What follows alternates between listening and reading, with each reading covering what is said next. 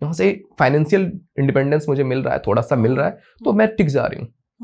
मुझे देखना पड़ेगा कि मेरी लाइफ में मैं चीजें मैनेज कर पाऊँ। तो अगर मेरी लाइफ में इतनी सारी चीजें हैं, एक चीज मेरे हस्बैंड के साथ समटाइम्स मेरी कुछ खटपट हुई भी, तो भाई मेरी फैमिली है और लोग हैं, मैं उनसे बातचीत करके खुश हो जाऊंगी। बट राइट नाउ क्या हुआ, जब से चीजें बदली हैं पिछले 20 सालों में, हम काफी मॉडर्नाइज हुए हैं। हम एक फैमिली होती है, शादी हुआ, फैमिली के साथ शिफ्ट हो गए, वाइफ के साथ या हस्बैंड के साथ, वहां पे वो शिफ्ट हो गए, वो अकेले रह रहे हैं। अब अगर कुछ हुआ है तो पूरे दिन उसको बैठ करके बस वही सोचना है। हस्बैंड चला गया काम पे, वाइफ घर पे बैठ के वही सोच रही कि इसने मेरे साथ ऐसा कर दिया, ये बोल दिया, इसने मुझे यहाँ नहीं समझा, और कुछ है ही नहीं।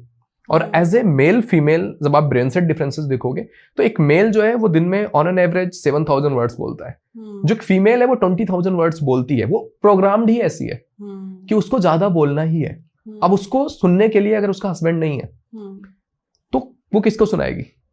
सामने हस्बैंड आ भी रहा है काम से और वाइफ उसको कुछ चीजें सुना रही है, वो सुनने को रेडी है। क्या फालतू बात लेके बैठी हो कि आज जो मेड आई थी उसके साथ ये हो गया, ये किचन में हो गया, घर में ये था, ऐसा था, मैं ये सोच रही थी, ये फील कर रही थी, ये कर लें क्या? वो कहता है भाई मैं इतना सारा डील कर रहा हूँ, तुम ये सब फालतू बातें मेरे को सुना रही हो।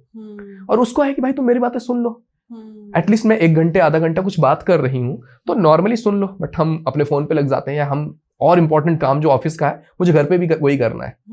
तो एज ए पार्टनर हमें समझना पड़ेगा कि मेरी पार्टनर की ये नीड है कि उसको कोई चाहिए बात करने के लिए। अगर वो नहीं करेगी तो उसको अच्छा फील होगा ही नहीं, क्योंकि वो बायोलॉजिकली ऐसी बनी है कि उसको चाहिए कोई इंसान सुनने के लिए। तो अगर मैं सुन ले रहा हूं तो वो भी अच्छा फील करेगी कि हाँ मेरे पार्टनर ने मुझे सुना है।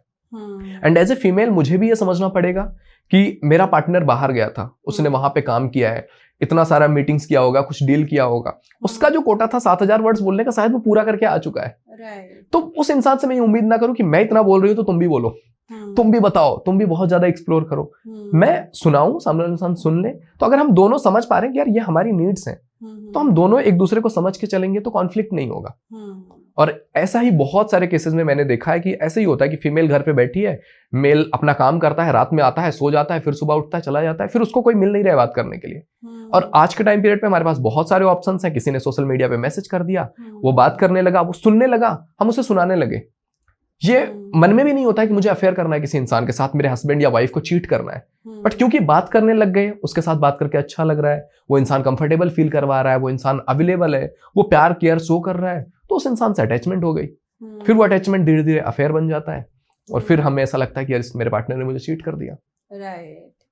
तो ये आपने जो अफेयर वाली बात बोली, तो इसमें आई विल आस्क कि स्पेशली शादी के कॉन्सेप्ट में कहाँ तक उस चीज को एक्सेप्ट करना चाहिए? And also there is a term healthy flirting. तो some लोगों के लिए, कुछ कपल्स के इट इज ओके, वाइफ्स के लिए भी ओके होता है कि ठीक है यार हेल्दी फ्लर्टिंग करता है, ऐसे ही है मेरा हस्बैंड। बट आपको क्या लगता है as a psychologist and relationship coach कि फ्लर्टिंग कितने हद तक सही है, और कहाँ तक एक लाइन ड्रॉ करनी चाहिए कपल को अपने बीच में कि ओके ये नहीं चलेगा और इतना चलेगा? ये डिपेंड करता है ना वही पर्सन टू पर्सन कि मेरी जो पार्टनर है या मेरा जो पार्टनर है वो किस लेवल तक कंफर्टेबल है। और एक जो ऑब्वियस लेवल है वो तो डिफरेंट है। एक है हमारा पार्टनर कितना कंफर्टेबल है। कुछ लोग होते हैं बहुत ज्यादा ही ऑब्सेस्ड होते हैं, जो बहुत ज्यादा ही उस चीज में ऐसे होते हैं कि नहीं तुम्हें किसी के साथ नहीं करनी है। हाँ, तुमने देख भी क्यों लिया। बट इतने भी लेवल पे हमें नहीं होना है, क्योंकि आंखें हैं तो कोई ना कोई तो दिखेगा ही।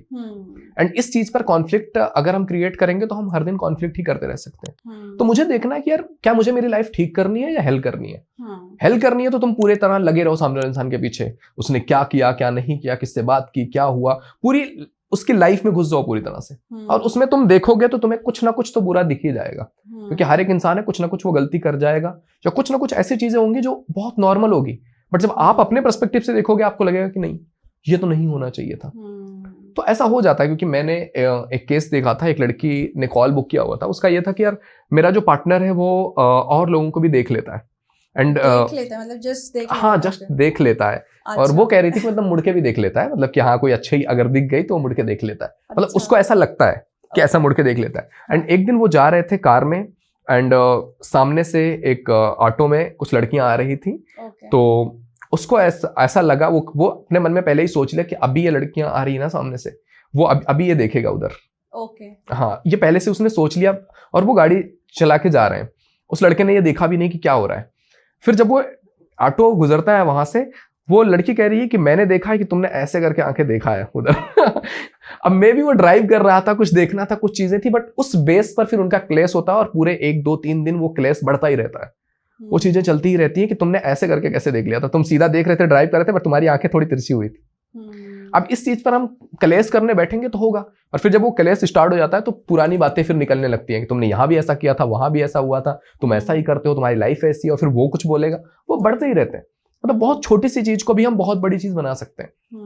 बट अगर हम फ्लर्ट की बात कर रहे हैं तो हेल्दी फ्लर्टिंग में आ जाएगा, हम किसी इंसान से नॉर्मली बात कर ले रहे हैं, बट फ्लर्ट का लेवल में हमें देखना है कि वो कुछ हम रोमांटिक एंगल इन्वॉल्व ना कर रहे हो, किसी इंसान से कर रहे हैं, वो एक हंसी मजाक के टर्म में हो सकता है कि हम नॉर्मली किसी के साथ हंसी मजाक कर लिया, बट अगर हम उसमें कुछ भी रोमांटिक एंगल क्रिएट कर रहे हैं तो फिर अनहेल्दी हो जाएगा। फिर आप उसमें कब बढ़ जाओगे आपको पता भी नहीं चलेगा, क्योंकि जब भी हम कुछ सेक्सुअल चीजें इन्वॉल्व करते हैं ना, और लोगों का अगर उसमें इंटरेस्ट है, फिर वो बहुत ज्यादा, मतलब आपने किया और फिर वो आपको जज करके उस बेस पर फिर आगे बढ़ जाएंगे।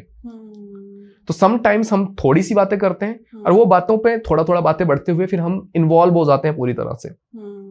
तो वो चीज हमें देखना है कि रोमांटिक एंगल्स में हम किसी इंसान से बात ना कर रहे हो, नॉर्मली हम बात कर ले रहे हो, और अगर वो मेरे पार्टनर को एक्सेप्टेबल है तो फिर मैं उसको करूं, और नहीं है तो मैं ट्राई यही करूं कि अवॉइड कर दूं वो चीजें। अगर उससे मेरी पार्टनर नाराज हो रही है, मेरी पार्टनर दुखी हो रही है, मेरा पार्टनर दुखी हो रहा है, मैं वो क्यों करूं कि किसी और से मुझे वो खुशियां पाने के लिए मेरी अपने पार्टनर के साथ ही प्रॉब्लम हो जाए, मेरी अपने पार्टनर के साथ लड़ाई हो जाए, मेरी लाइफ फेल हो जाए बिकॉज ऑफ कि मैं किसी और को खुश करने की कोशिश कर रही हूँ। तो मुझे ये देखना पड़ेगा कि मेरी पार्टनर के साथ कुछ ऐसी चीजें ना हो, अगर उसको कॉन्फ्लिक्ट है, उसको प्रॉब्लम है, तो मैं वो चीज थोड़ा सा अवॉइड ही करूं, एंड मोस्टली उसके सामने तो अवॉइड ही करूं कि वो कुछ ऐसी चीजें देखेगी तो उसके माइंड में ये चीज आएगा कि नहीं, मैं इसको बोलती हूँ, समझाती हूँ, फिर भी इसको समझ नहीं आता है, मतलब मेरी केयर नहीं है, मेरी वैल्यू नहीं है, और वो चीजें फिर अलग लेवल पे जाने लगती है, क्योंकि ओवर थिंकिंग में हम घूमते हैं, फिर किसी चीज को, छोटी सी चीज को हम बहुत बड़ा बना देते हैं। शादी जब होती है तो लड़का और लड़की दोनों का माइंडसेट एक अलग होता है, लेकिन अगर हम आपसे पूछें कि आपको क्या लगता है कि कितने हद तक एक लड़के को लड़की के लिए चेंज होना चाहिए, कितने हद तक एक लड़की को भी एक लड़के के लिए चेंज होना चाहिए, और जब वो चीज नहीं हो पाती है तो कैसे शादी के बाद कितने कॉन्फ्लिक्ट्स हो जाते हैं और उसको ठीक कैसे करना है? जब भी हम मैरिज कर रहे हैं या रिलेशनशिप में आ रहे हैं, हमको क्लियर होना पड़ेगा कि एडजस्टमेंट करने पड़ेंगे। आप वो नहीं हो सकते हो कि मैं तो ऐसा ही रहूंगा चाहे जो हो जाए, मैं अपने आप को बदलूंगा नहीं। अगर आप ऐसे हो तो सिंगल ही रह लो, फिर आपको रिलेशनशिप में, शादी में आने की जरूरत ही नहीं है, क्योंकि आप दो इंसान आ रहे हो, आप दोनों इंडिविजुअलिटी को इतना ज्यादा इंपॉर्टेंस दे दोगे कि मैं एज ए इंडिविजुअल, मैं अलग हूं, तुम अलग हो, मैं अपने हिसाब से ही रहूंगा, तो फिर कॉन्फ्लिक्ट आएंगे, फिर आप रह ही नहीं सकते हो, क्योंकि हमेशा आप जो कर रहे हो सामने वाले इंसान को अच्छा नहीं लगेगा, और वो कर रही है आपको अच्छा नहीं लगेगा। तो आपको इतना अपने अंदर स्कोप रखना पड़ेगा कि थोड़े लेवल पर एडजस्टमेंट करना पड़ेगा, एंड समटाइम्स ज्यादा भी एडजस्ट करना पड़ता है, क्योंकि आपको उसके साथ होना है। तो समटाइम्स कुछ चीजें आपको लग रही है कि ये तो होना ही चाहिए, बट फिर भी आप अपने पार्टनर के लिए वो चीजें थोड़ी सी अवॉइड कर देते हो। समटाइम्स कुछ होता है कि मुझे ये नहीं करना है, बट क्योंकि इससे उसको खुशी मिल रही है तो कर दिया। तो ये डिपेंड करता है कि आप कितना ज्यादा सीरियस हो उस रिलेशन को लेकर के। अगर हम ये कह रहे हैं कि इस रिलेशन की इंपॉर्टेंस है, तो आपको उसके लिए तो बदलना पड़ेगा, थोड़ा चेंज होना पड़ेगा, बट ऐसा ना हो कि आप उस इंसान के लिए अपने आप को इतना डाउन कर दो, या अपनी सेल्फ रिस्पेक्ट गिरा लो, अपनी वैल्यू डाउन कर लो, हर कुछ मानते रहो। वो कॉम्प्रोमाइज जो होगा वो दोनों तरफ से होना चाहिए, कि मैं कुछ एडजस्ट कर रहा हूँ, तुम कुछ एडजस्ट कर रहे हो, और हम समझ के उस लेवल पे आ रहे हैं कि हाँ ये लेवल ठीक है, हम दोनों इसको कंटिन्यू कर सकते हैं। तो एडजस्टमेंट होना बहुत जरूरी है, क्योंकि हम जिस इंडिविजुअलिटी की बात कर रहे हैं, इस इंडिविजुअलिटी ने मैरिज को बहुत खतरे में डाल दिया है, कि हर कोई इंडिविजुअल है, हर इंडिविजुअल तो अपना। हाँ, मैं तो पहले भी ऐसी थी, मैं तो अभी भी हाँ, क्योंकि यही है ना, बहुत सारे रील्स हम देख रहे हैं, मीम पेजेस ऐसे देख रहे हैं कि तुम अपने लिए अच्छे हो, तुम खुश रहो, तुम तुम्हारे लिए जैसे हो, किसी के लिए बदलो मत, तुम चेंज मत हो। तो तुम्हें देखना पड़ेगा कि तुम कहाँ हो, किस सिचुएशन में हो। अगर तुम्हें नहीं बदलना है, नहीं चेंज होना है, तो फिर किसी के साथ जुड़ो नहीं, फिर तुम अकेले रह लो, सिंगल लाइफ अपनी मस्त जियो, कोई तुम्हें कुछ टच करने नहीं आएगा, तुम जी लो अपनी जिंदगी। लेकिन अगर तुम्हें रिलेशनशिप में भी आना है और एडजस्ट भी नहीं करना है, तो फिर आप ऐसे जा रहे हो कि आग में जा रहे हो, आप करो मेरे को जलना भी नहीं है तो फिर उस लेवल पे हो जाएगा। क्योंकि दो इंडिविजुअल लोग, जो कहते हैं ना हम इंडिविजुअल हैं, हम फाइनेंशियली इंडिपेंडेंट हैं, हम दो इंडिपेंडेंट लोग एक दूसरे के साथ कब तक रह सकते हैं? जब तक उनके बीच में कोई क्लेश नहीं हो रहा है, जब तक प्यार प्यार है वो रह लेंगे। जैसे ही क्लेश हुआ, मेरे को तो कुछ लेना देना ही नहीं तुमसे, मैं अपने आप में एवल हूं, मैं सब कुछ कर सकता हूं, मैं तुम्हारी क्यों सुनूं? तो दो इंडिविजुअल लोग प्रॉब्लम क्रिएट कर देंगे। और रिश्ते कभी भी इंडिविजुअलिटी पे, इंडिपेंडेंस पे नहीं चलते, रिश्ते चलते हैं कहीं ना कहीं को डिपेंडेंस पे, कि हम एक दूसरे के साथ कितना कंपेटेबल हो सकते हैं, कुछ मैं सामने वाले इंसान की लाइफ में ऐड कर रहा हूँ जो उसको कहीं से नहीं मिलेगा, और कुछ वो मेरी लाइफ में ऐड कर रही है जो मुझे कहीं से नहीं मिलेगा। तो फिर मैं कुछ चीजें होंगी तो कॉम्प्रोमाइज कर लूंगा। अगर उससे मुझे कुछ नहीं मिल रहा है, मुझसे उसको कुछ ऐसा नहीं मिल रहा है जो उसको दुनिया में नहीं मिलेगा, तो फिर तो वो चेंज करते रहेंगे कि यार ठीक है, तुमसे क्या मतलब है, नहीं अच्छा चल रहा है, अलग हो जाएंगे। और ये अलग हो जाएंगे वाला मतलब चीज कुछ हद तक ठीक भी है कि भाई एक दूसरे की लाइफ खराब करने से अच्छा है कि आप अलग ही हो जाओ। बट आपको नहीं लगता कि ये चीज इतना ज्यादा एक्सेस मिल गया है हमको, इतना ज्यादा हम कन्वीनियंट हो गए अलग होने पे कि कई बार बहुत छोटे छोटी चीजों की वजह से डिवोर्स हो जा रहा है, लोग अलग हो जा रहे हैं, तो उसके बारे में आपको क्या लगता है? हाँ, क्योंकि अभी पिछले 2 डेकेड्स में 20 सालों में चीजें इतनी बदली हैं, टेक्नोलॉजी इतनी आई है कि लाइफ में बहुत सारी चीजें बदल गई हैं। मतलब हम अगर खुद को देखेंगे तो हमें लगेगा कि हम बहुत ज्यादा स्मार्ट भी हो गए हैं, बहुत ज्यादा टेक्नोलॉजी भी यूज करने लग गए हैं, एआई यूज कर रहे हैं, हम इतने सारे पॉडकास्ट देख रहे हैं जहां से हमें लगता है कि हम बहुत नॉलेज हो गए। बट अगर हम पिछले 20 सालों में देखेंगे तो डाइवोर्स रेट इंडिया में 350% से बढ़ गया है। जितना पिछले हजारों सालों में नहीं बढ़ा था, उतना पिछले 20 सालों में डाइवोर्स रेट इंडिया में बढ़ गया है। और हम अगर इतने समझदार हैं तो हम अपने रिश्तों को मैनेज क्यों नहीं कर पा रहे हैं? इट मींस कुछ तो चीजें हैं जो हम लैक कर रहे हैं, जिसको समझना बहुत जरूरी है। और जिसमें एक बड़ी इंपॉर्टेंट चीज आती है जिसको मैं बहुत ज्यादा प्रमोट करता हूँ या बोलता हूँ कि भाई इमोशनल इंटेलिजेंस को प्रमोट करना बहुत जरूरी है। यही एक चीज है जो आपको बचा सकती है। अदरवाइज तुम कितने भी स्मार्ट हो जाओ, तुम प्रोफेसर हो जाओ या फिर तुम बहुत बड़े साइंटिस्ट भी हो जाओ, बट तुम किसी इंसान के साथ वो चीजें अच्छे से रन नहीं कर पाओगे, क्योंकि तुम्हें पता ही नहीं है कि एक इंसान जो है वो ड्रिवन होगा इमोशंस के बेस पे। तो अगर तुम इमोशंस को ही नहीं समझ पा रहे हो और वो इमोशंस के बेस पर तुम्हें कितना इन्वॉल्व होना है और कितना आपको अपनी इंटेलिजेंस को भी बीच में लाना है, अगर आप वो मैनेज नहीं कर पा रहे हो तो आप ऐसी चीजें कर दोगे जो आपकी लाइफ हेल बना के रख देंगी। क्योंकि हमने बहुत सारे लोगों को देखा है, मैंने तो बहुत सारे लोगों के साथ ऐसी 1-1 काउंसलिंग की है जिनके पास अरबों खरबों है, बट फिर भी वो खुश नहीं है, वाइफ खुश नहीं है कि हस्बैंड इतना कुछ है बट उसको मेरे लिए उसके पास टाइम ही नहीं है। वो इंसान मुझे 10 मिनट सुन नहीं सकता है, मेरे साथ कभी बाहर नहीं जा सकता है। तो उस बेस पर भी प्रॉब्लम क्रिएट हो रही है। हमारे पास बहुत ज्यादा फेम है, समटाइम्स कुछ ऐसे लोग बॉलीवुड इंडस्ट्री के भी आते हैं, रीच आउट करते हैं कि इनकी लाइफ में प्रॉब्लम चल, जिनके बारे में हम सोच भी नहीं सकते हैं। हमें लगता है इनकी लाइफ तो बहुत मस्त चल रही है, पर जब मैं उनको देखता हूँ मुझे लगता है भाई ये कितने लेवल पर टूटे हुए हैं या परेशान है कि यार वो उस चीज को मैनेज ही नहीं कर पा रहे हैं कि उनकी रिलेशन में ये चीज आ गई है। अभी रिसेंटली आई थिंक गोविंदा का भी केस आया कि they are also getting separated, और जबकि अभी थोड़े टाइम पहले तक they were looking a perfect couple. तो ये जो सोशल इन्फ्लुएंस है इसका आपको क्या लगता है, व्हिच इज लाइक एक फेक प्रिटेंड करना कि हम we are very happy couple but अंदर से वो नहीं होते हैं, और आप इतने लोगों को देखते हो, जानते हो, कुछ एग्जांपल्स के साथ हमको बताओ कि क्या लगता है? हाँ, बहुत सारे लोग हैं जो अपने रिलेशन में समटाइम्स हमें प्रिटेंड करना भी पड़ता है, क्योंकि कुछ चीजें अगर हमारे बीच में आज अच्छी नहीं चल रही हैं और हम उसको दुनिया में शो नहीं कर सकते हैं, क्योंकि मैं हो सकता है आज मेरे पार्टनर के साथ मुझे अच्छा नहीं लग रहा है, कल हम ठीक कर लें बात करके या चीजें करके, बट वो चीज अगर मैंने दुनिया में बता दिया, दुनिया तो हमें वैसे ही जज करने लग जाएगी। फिर वो तो यही सोचेंगे कि इनके रिलेशन में इतनी प्रॉब्लम चल रही है, इतनी चीजें चल रही हैं। तो इसीलिए समटाइम्स हमें अपनी प्राइवेट चीजें अपने तक रखनी होती है, जब तक कि वो चीजें ऐसी ना हो कि अब हमें पब्लिक में जाना ही पड़ेगा। जब तक वो एकदम से इस लेवल पे ना आ जाए कि हमें खत्म करना ही है, तब तक हमें प्राइवेट ही रखना चाहिए और प्राइवेटली ही हमें हेल्प लेनी चाहिए ऐसे लोगों की जो उसमें मेरी हेल्प कर सकते हैं। मे बी अगर कुछ रिलेशन में प्रॉब्लम आ रही है, अब जाओ मैरिज काउंसलर के पास जाओ, रिलेशनशिप काउंसलर के पास जाओ, वो आपको आपकी लाइफ में जो चीजें चल रही है उसके बियॉन्ड भी चीजें दिखाएंगे कि यार देखो लाइफ में जो तुम देख रही हो कि प्रॉब्लम प्रॉब्लम प्रॉब्लम, उसके अलावा भी तुम्हारी जिंदगी में 10 चीजें हैं जो अच्छी चल रही है। बट हम जब एज ए ह्यूमन बीइंग, हमारा ब्रेन ऐसे ही काम करता है कि यार जब कुछ प्रॉब्लम दिखने लगती है ना, तो हम केवल वो प्रॉब्लम ही पकड़ के रख लेते हैं। हमारा ब्रेन बस देखता है हाँ सब बुरा ही चल रहा है यहाँ पे। तो वो चीज हमें देखना होता है कि कोई इंसान हो जो मुझे वो दिखा सके कि देखो तुम्हारी लाइफ में 10 चीजें हैं, 10 में से 9 अच्छी चल रही है, बस एक चीज में थोड़ी सी प्रॉब्लम है, थोड़ा सा टाइम दोगे, थोड़ा सा समझोगे, थोड़ा उसके भी पर्सपेक्टिव को समझोगे, थोड़ा अपने आप को समझाओगे, तो तुम्हारी चीजें ठीक हो सकती हैं। मे बी तुम्हारे साथ एक बार कर लिया, तुम्हारे पार्टनर के साथ एक बार वो काउंसलिंग हो गई, उसको तुम्हारी क्या प्रॉब्लम है समटाइम्स हम बता भी नहीं पाते हैं, हम एक्सप्रेस करने का हमें तरीका ही नहीं पता है। या तो हम बहुत ज्यादा रोने लगते हैं कभी प्रॉब्लम हो जाती है तो पार्टनर के सामने, या तो बहुत एग्रेशन में हो गए, और ये दोनों ही सिचुएशन ऐसी है जहां पर वो इंसान अपने आप को डिफेंड करने के जोन में चला जाएगा।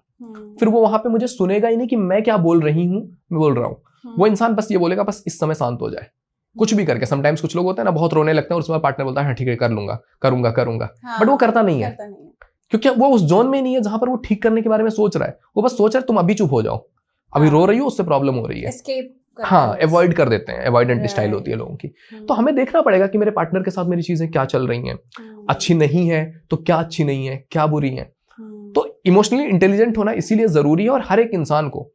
और मैं इस चीज को बहुत ज्यादा प्रमोट करता हूँ, मैं कोर्स भी ला रहा हूँ इसी चीज पे कि यार लाइफ में बहुत सारी चीजें होती हैं जो हम केवल इसी बेस पे कर देते हैं क्योंकि हमने अपने इमोशंस को कंट्रोल नहीं किया। क्योंकि ये डाटा है कि 60% लोग जो अभी आज जेल में बंद हैं वो इसीलिए हैं कि वो उन्होंने कुछ ऐसा कर दिया जो वो करना ही नहीं चाहते थे। आप उनसे जाके पूछोगे वो बोलेंगे नहीं भाई हम ये करना ही नहीं चाहते थे, बट हो गया उस हीट ऑफ द मोमेंट, हम अपने आप को कंट्रोल ही नहीं कर पाए और वो चीज हमने कर दिया जिसके बेस पर आज पूरी जिंदगी हमारी डिस्टर्ब होके पड़ी है। क्योंकि थोड़े टाइम के बाद सबको रियलाइज हो जाता है कि यार हमने ये गलत कर दिया। बहुत सारे केसेस जैसे होते हैं हम किसी को मारना नहीं चाह रहे but heat of the moment कुछ ऐसा हो गया कि उसको वहां लग गया और मर गया वो, और हम पूरी जिंदगी उस चीज को लेकर के गिल्ट में रहते हैं कि मैंने कभी ये करना चाहा ही नहीं बट हो गया। तो अगर हम अपने इमोशंस को मैनेज करना जानते हैं तो वो इमोशंस चाहे हम प्यार में होंगे, एग्रेशन में होंगे, किसी इंसान के साथ डील कर रहे हैं, बिजनेस कर रहे हैं, अगर हमको अपने इमोशंस पे कंट्रोल है और हमने वो मैनेज करना सीख लिया तो हम अपने रिश्ते भी ठीक कर लेंगे, अपना बिजनेस भी ठीक कर लेंगे, सोसाइटी के साथ भी चीजें ठीक कर लेंगे, सब कुछ मैनेज हमारा हो जाएगा अगर हम इमोशनली इंटेलिजेंट हो जाए तो। और उसके लिए कौन कौन सी टर्म्स होती हैं वो हमें सीखना पड़ेगा। और अगर हमने कुछ सीखी नहीं है तो फिर हम वैसे कर रहे होंगे जो हमें किसी ने इन्फ्लुएंस कर दिया, किसी ने सोशल मीडिया पे कुछ डाल दिया और हम उसी से अपना बायस अटैच करके बैठ जाते हैं। कोई 3 टिप आप एक हस्बैंड को क्या दोगे अपनी वाइफ के इमोशंस को समझने के लिए, और सिमिलरली आप एक वाइफ को क्या 3 टिप्स दोनों को देनी है तो आप क्या दोगे? अगर मुझे 3 टिप देना हो किसी हस्बैंड को कि तुम्हें अपनी वाइफ के साथ अगर चीजें अच्छी चलानी है तो सबसे पहली चीज कि तुम उसको सुनो, क्योंकि उसको सुनाना है, उसके दिमाग में सब कुछ भरा पड़ा है। And most of the times पे फीमेल्स के साथ ऐसे मैं सब कुछ कर रही हूँ बस वो मुझे सुन ले। तो सुनना बहुत जरूरी है कि आप सुनो, जरूरी नहीं कि आपको वो चीज करनी ही है बट आप सुन लो कि वो कहना क्या चाहती है। मे बी उसमें कुछ बहुत नॉर्मल सी चीज हो और आप उसे समझ ही नहीं पा रहे हो, आप कह रहे हो कि मैं कर तो रहा हूँ। मोस्ट ऑफ द मेल्स का ये होता है मैं तेरे लिए तो सब कुछ कर रहा हूँ, और किसके लिए कर रहा हूँ और किसके लिए कर रहा हूँ, तेरे लिए, बच्चों के लिए ही तो इतना जान लगा रहा हूँ, सब कुछ कर रहा हूँ, बट हमें समझ नहीं आ रहा है कि उसको चाहिए क्या। तो सबसे पहली चीज यही है कि हम थोड़ा सा सुने अपनी वाइफ को। दूसरी चीज कि हम थोड़ा सा सामने वाले इंसान को इमोशनली थोड़ा सा पैम्पर करना सीख जाएं। उसके लिए छोटी छोटी चीजें करना जो बहुत बड़ी नहीं है। मे बी उसके लिए एक फूल ले आए, मे बी सामने वाले इंसान के लिए कुछ तुमने कुक कर दिया, मे बी तुम सामने वाले इंसान के साथ वो कॉल पे ही कुछ उसकी तबीयत खराब है या कुछ है, आपने वो केयर दिखा दिया कि 2-3 बार आपने कॉल कर लिया, उसको लगेगा कि हाँ इंसान है मेरे साथ। सबको पता है वो मैनेज कर लेगी, सब तबीयत खराब है तो दवा ले लेगी, बट अगर आपने पूछ ही लिया तो ऐसा लगता है कि हाँ इंसान मेरी केयर कर रहा है।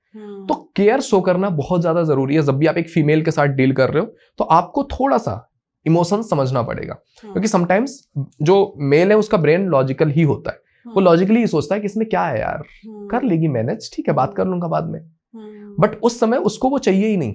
बस आपका थोड़ा सा टाइम सामने वाले इंसान के लिए बेटर फील करा सकता है उसको। तीसरी चीज, जब भी आप एक फीमेल के साथ डील करने जा रहे हो आपको ये समझना पड़ेगा कि उसको सॉल्यूशन चाहिए ही नहीं तुमसे। उसको बस चाहिए कि मैं जो बोल रही हूं ना तुम सुन लो, ये चीज मेरे साथ हो रही है, मुझे इसका कोई सॉल्यूशन नहीं चाहिए, बस तुम सुन लो। तो हम मेल्स के साथ यही होता है कि वो लॉजिक लगाए, अच्छा ये इसको ये कर ले, ऐसा कर ले, वैसा कर ले, ठीक है क्या दिक्कत है, इसमें तो कुछ है ही नहीं, उसे कुछ चाहिए ही नहीं था, उसको बस तुम्हें सुनाना था, तुम सुन लो। और ये केसेस में बहुत सारी बार फैमिली की जो इन्वॉल्वमेंट होती है वो लड़की सुनाना चाहती है, बट एक मेल उसको ले जाता है कि तू मेरे माँ के बारे में, मेरे घर वालों के बारे में तू ऐसा कैसे बोल सकती है।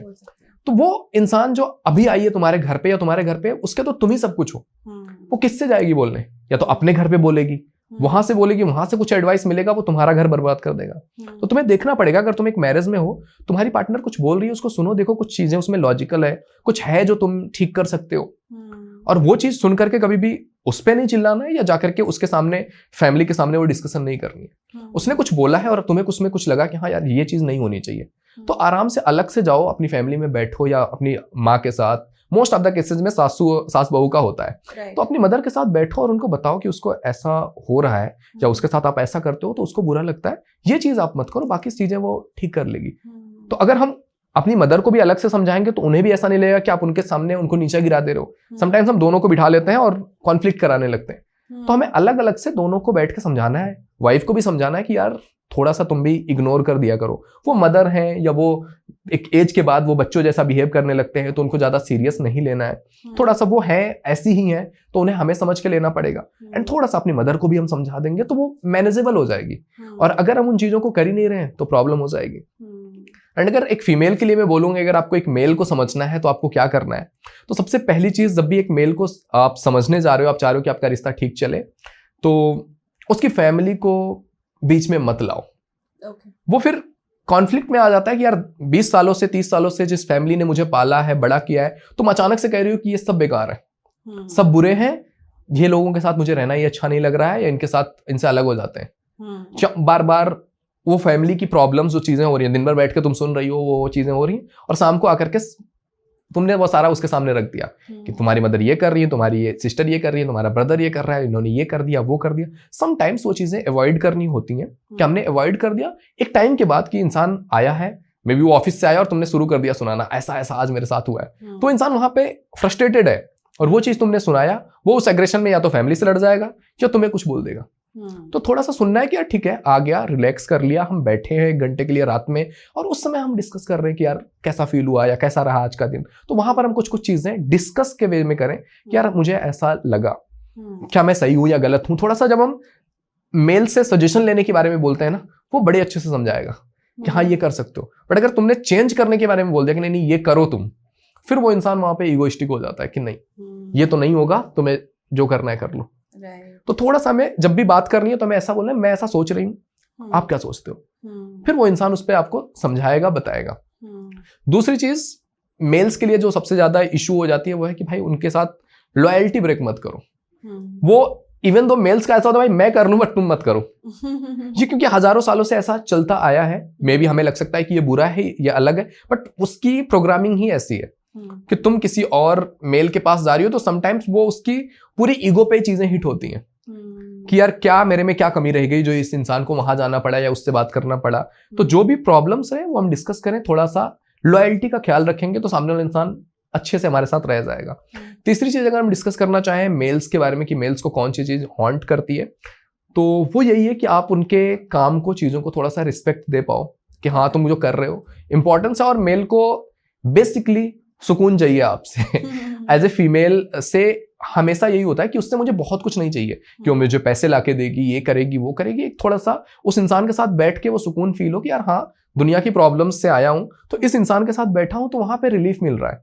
यहाँ पे भी ना हो कि यहाँ भी कॉन्फ्लिक्ट चल रहा है, दुनिया भी कॉन्फ्लिक्ट चल रही है और हम लड़े ही जा रहे हैं। समटाइम्स हमें बैठना होता है, and most of the cases में हम देखते हैं कि हम हस्बैंड वाइफ या रिलेशनशिप में हम स्कोर मेंटेन कर रहे होते हैं, यार तेरी ये गलती, तेरी ये गलती, तेरी ये गलती, तेरी इतनी गलती। हम कभी समझने ही नहीं जाते कि यार एट द एंड जो भी है तो मेरा पार्टनर, है तो मेरी पार्टनर। क्या कभी हम बैठे सामने वाले इंसान के साथ तो उस चीज से कि यार हम तो इतने अच्छे थे, ऐसी क्या प्रॉब्लम आ गई कि हम इतने बुरे हो गए एक दूसरे के लिए, क्या हम एक दूसरे से लड़े जा रहे हैं, इतनी क्या प्रॉब्लम हो गई, इतने ज्यादा हम बुरे हैं क्या? कभी हम बैठे हैं एक दूसरे का हाथ पकड़ के कि यार क्या है, या कभी हम गले लग के रोए हैं उस इंसान के साथ कि यार इतने बुरे हो गए या इतनी प्रॉब्लम आ गई। आधी प्रॉब्लम हमारी वहीं सॉल्व हो जाएगी जहां पर हम सामने वाले इंसान के साथ जुड़े हुए हैं, जहां उसको सुन रहे हैं, समझ रहे हैं, और कहीं पर हम साथ में मिलके अगर हमने रो लिया वहां पे हम हल्के हो जाते हैं काफी कुछ। तो वो जरूरी होता है। समटाइम्स ऐसा नहीं होता कि मुझे बात ही करनी है, समटाइम्स पार्टनर हाथ पकड़ के बैठा है उतनी ही बड़ी चीज है कि हम थोड़ा साइलेंटली एक दूसरे को टाइम दे पाए। तो ये जरूरी है। जब भी आप एक रिलेशन कर रहे हो तो रिलेशन के लिए जितना जरूरी आपका काम है, इमोशंस है, जितना सारी चीजें हैं, उतना ही आपको इंटीमेसी भी जरूरी है। इंटीमेसी केवल फिजिकल इंटीमेसी नहीं, इमोशनल इंटीमेसी भी जरूरी है आपके लिए कि आप एक दूसरे को समझने के लिए बैठे हो, कि आप थोड़ा सा टाइम दे रहे हो, थोड़ी इंपॉर्टेंस इसको भी दे रहे हो कि यार मेरा रिश्ता है, ये भी जरूरी है। दुनिया की सारी चीजें इंपॉर्टेंट है बट ये भी जरूरी है, एंड ये सबसे ज्यादा जरूरी है क्योंकि हार्वर्ड में एक बहुत बड़ा रिसर्च किया गया है, 100 सालों तक रिसर्च किया गया है, और उसके बाद ये पॉइंट आया कि यार देखा गया शुरू से ही 15-20 सालों से ही कुछ लोगों को पिकअप कर लिया गया कि इनकी लाइफ की पूरी स्टडी करनी है। पूरी लाइफ उनकी स्टडी की गई। तो जब वो अपने 20s में थे तो उन सारे लोगों का इंटरव्यू लिया गया कि उनके लिए क्या ज्यादा इंपॉर्टेंट है। तो मोस्ट ऑफ द लोग जो उसमें थे, उसमें था कि फ्रीडम इंपॉर्टेंट है, घूमना इंपॉर्टेंट है, दोस्त इंपॉर्टेंट है, एक्सप्लोर करना है दुनिया को, पैसे कमाने हैं, ये सारी चीजें उनकी लाइफ में बहुत ज्यादा इंपॉर्टेंस रहा। 30s में आकर के जब उनसे वही सेम क्वेश्चन किया गया तो उनके लिए था कि यार रिलेशनशिप इंपॉर्टेंट है अभी के टाइम पे, सुकून इंपॉर्टेंट है। और जब ये पूरी रिसर्च चलती है एंड आफ्टर दैट 100 ईयर्स के बाद उसकी जब रिसर्च की पूरी कॉपी छपती है कि इसका रिजल्ट क्या निकला, तो जितने लोगों के रिलेशनशिप अच्छे थे उतने लोगों की पूरी लाइफ की स्पेक्ट्रम अच्छी थी और उनकी लाइफ एक्सपेक्टेंसी भी बढ़ गई। मीन्स वो एटलीस्ट 10 से 15 साल ज्यादा जिए उन लोगों से जिनके रिलेशन अच्छे नहीं थे। तो रिलेशनशिप की इतनी इंपॉर्टेंस है, वो केवल आपके आज के सिचुएशन में नहीं, आपकी जिंदगी उससे बढ़ जा रही है 10 साल 15 साल। तो अगर आपके लोगों के साथ रिलेशंस अच्छे हैं, फैमिली के साथ रिलेशंस अच्छे हैं, तो जब आप रिलेशन में होते हो आपको वो चीजें एक बॉन्डिंग क्रिएट करती हैं, वो चीजें आपको पावर देती है, वो चीजें आपको मोटिवेट करती हैं। क्योंकि अगर आपने दुनिया भी जीत लिया, किसके लिए जीता है? होता है कि यार सब कुछ कर लिया, किसके लिए किया? जिनके लिए किया वो तो पीछे छूट गए। तो कुछ किया है तो वो दिखना भी चाहिए, वो मतलब उसी से हमें खुशी मिलती है। अगर पूरी दुनिया मेरी ही है और कोई है ही नहीं तो फिर किस काम की वो? कहीं ना कहीं हमें वो चीज शो करने के लिए होता है। बहुत सारे लोग बहुत दुखी होते हैं अपनी सक्सेस पर भी कि हमने वो सक्सेस जिस टाइम पे अचीव किया, हमारे वो लोग ही नहीं है जिनके लिए हम करना चाहते थे, हमारे माँ बाप ही नहीं है जिनको हम शायद वो अच्छी लाइफ देना चाहते थे। तो बहुत जरूरी है कि यार अपने रिश्तों को हम मेंटेन करके चलेंगे, लेके चलेंगे, तो हमारी जिंदगी भी अच्छी होगी, आज भी में भी हम वो खुशी महसूस कर पाएंगे और आगे भी हमारी लाइफ भी बढ़ेगी, चीजें भी अच्छी होंगी। तो समटाइम्स हम बहुत इग्नोर कर जाते हैं। कुछ लोग हैं जो रिलेशंस को पूरी तरह से रुइन करने पे लगे हुए हैं कि छोड़ दो, अकेले रह लो, जिंदगी ऐसे जियो, बस घूमो, एक्सप्लोर करो, ये करो, माई लाइफ माई रूल्स। तो वो सारी चीजें लाइफ को डिस्टर्ब कर रही हैं। हजारों सालों से एक तरह का सिचुएशन जो चला आ रहा है, एक मैरिज लाइफ है, उसकी अपनी एक इंपॉर्टेंस है। हम यूं उठ करके कि थोड़े टाइम की मेरी एक्सपीरियंस है उसके बेस पे मैंने बोलना स्टार्ट कर दिया। क्योंकि बहुत सारे लोग हैं जिनके पास कुछ एक्सपीरियंस नहीं है लाइफ का। बहुत सारे लोग हैं जिन्होंने कुछ ना तो साइकोलॉजी पढ़ी है, ना फिलॉसफी पढ़ी है, ना ही जिंदगी के कोई एक्सपीरियंसेज है। कुछ चीज हमारे साथ हुआ और हमने उसी के बेस पे बना लिया। बहुत सारे लड़के हैं जिनके माइंड में ये चीज घुस चुकी है कि लड़कियां ऐसी ही हैं, लड़कियां बस पैसे देख के आएंगी, लड़कियां तुम्हारे साथ टाइम पास करेंगी, तुम्हारा काट के चली जाएंगी, और ये चीजें हमने बायस बना लिया है। जैसे ही कोई न्यूज आती है ना ऐसी कि किसी का डाइवोर्स हो रहा है और वहां पर लड़की ने ऐसा कुछ कर दिया है, राइट, आप उस चीज को कंफर्म भी नहीं कर पाओगे, उससे पहले इतने सारे मीम पेजेस हैं जिसपे आ जाएंगी चीजें कि ऐसा हो गया, ये करती ही हैं, इन्होंने एलिमनी लिया पैसों के लिए, इसने ये कर दिया, जबकि उसका डाटा तुम्हारे पास कुछ है ही नहीं कि किस लिए हुआ है। तुमने जस्ट अपने बायस के हिसाब से बना दिया। और मीम पेजेस का क्या है, उनको ऑडियंस चाहिए, जो लोग उसको लाइक करेंगे वो आ जाएंगे शेयर करने के लिए, और इतनी शेयर होती है। अभी चहल धनश्री का केस हुआ, उस समय जैसे ही उनके रूमर्स भी आए थे तुरंत ही स्टार्ट हो गया था कि अलग अलग मीम पेजेस हैं जो लड़कियों को सपोर्ट कर रहे हैं, कुछ लड़कों को सपोर्ट कर रहे हैं। वहां पर आ गया कि हाँ, जो लड़के थे उन्होंने बायस बना दिया कि हाँ फेम मिल गया उसको, पैसे मिल गए उसको, और पैसों के लिए वो अभी डाइवोर्स तक करने को रेडी हो गए, इनकी मैरिज नहीं हुई। लड़कियों का बहुत सारे मीम पेजेस पे ऐसे भी थे कि चहल का कई सारे लोगों के साथ अफेयर देखा गया है, उस वजह से उनका डाइवोर्स हो रहा है। जबकि उसका रियल रीजन क्या है वो तो आज भी लोगों के सामने नहीं है। रियल में उनके साथ क्या हुआ किसी को कुछ पता नहीं है, बट उस बेस पर हमने बना लिया। उसमें बहुत सारे मीम पेजेस थे कि 60 करोड़ देना पड़ेगा, 70 करोड़ देना पड़ेगा, और उस चीज पर अलग अलग जज करने बैठ गए। बट जब आप रियलिटी में रिश्तों को उठा के देखोगे तो आपको दिखेगा कुछ अलग ही है। तो मैं कभी कभी उनके रिश्तों को देखता हूं, मैं यही देखता हूं कि भाई इनके रिश्ते में तो कुछ डेप्थ ही नहीं थी। उनका रिश्ता प्रॉपर आप देखोगे 2 साल का पूरा रिश्ता है उनका, और शुरू भी ऐसे हुआ कि चहल ने धनश्री को देखा और उसको वो सुंदर लगी, अच्छी लगी, उसने अप्रोच किया। सामने वाले इंसान ने भी देखा कि हाँ भाई क्रिकेटर है, पैसे हैं, फेम है, उसने भी एक्सेप्ट कर लिया। विद इन 6 मंथ उनका सब हो गया, उन्होंने एक दूसरे के साथ एंगेजमेंट भी कर ली, शादी भी कर ली, 6 महीने में सब हो गया। तुमने एक दूसरे को समझा ही नहीं, टाइम ही नहीं दिया। धनश्री कहते हैं उससे पहले मैंने क्रिकेट देखा ही नहीं था।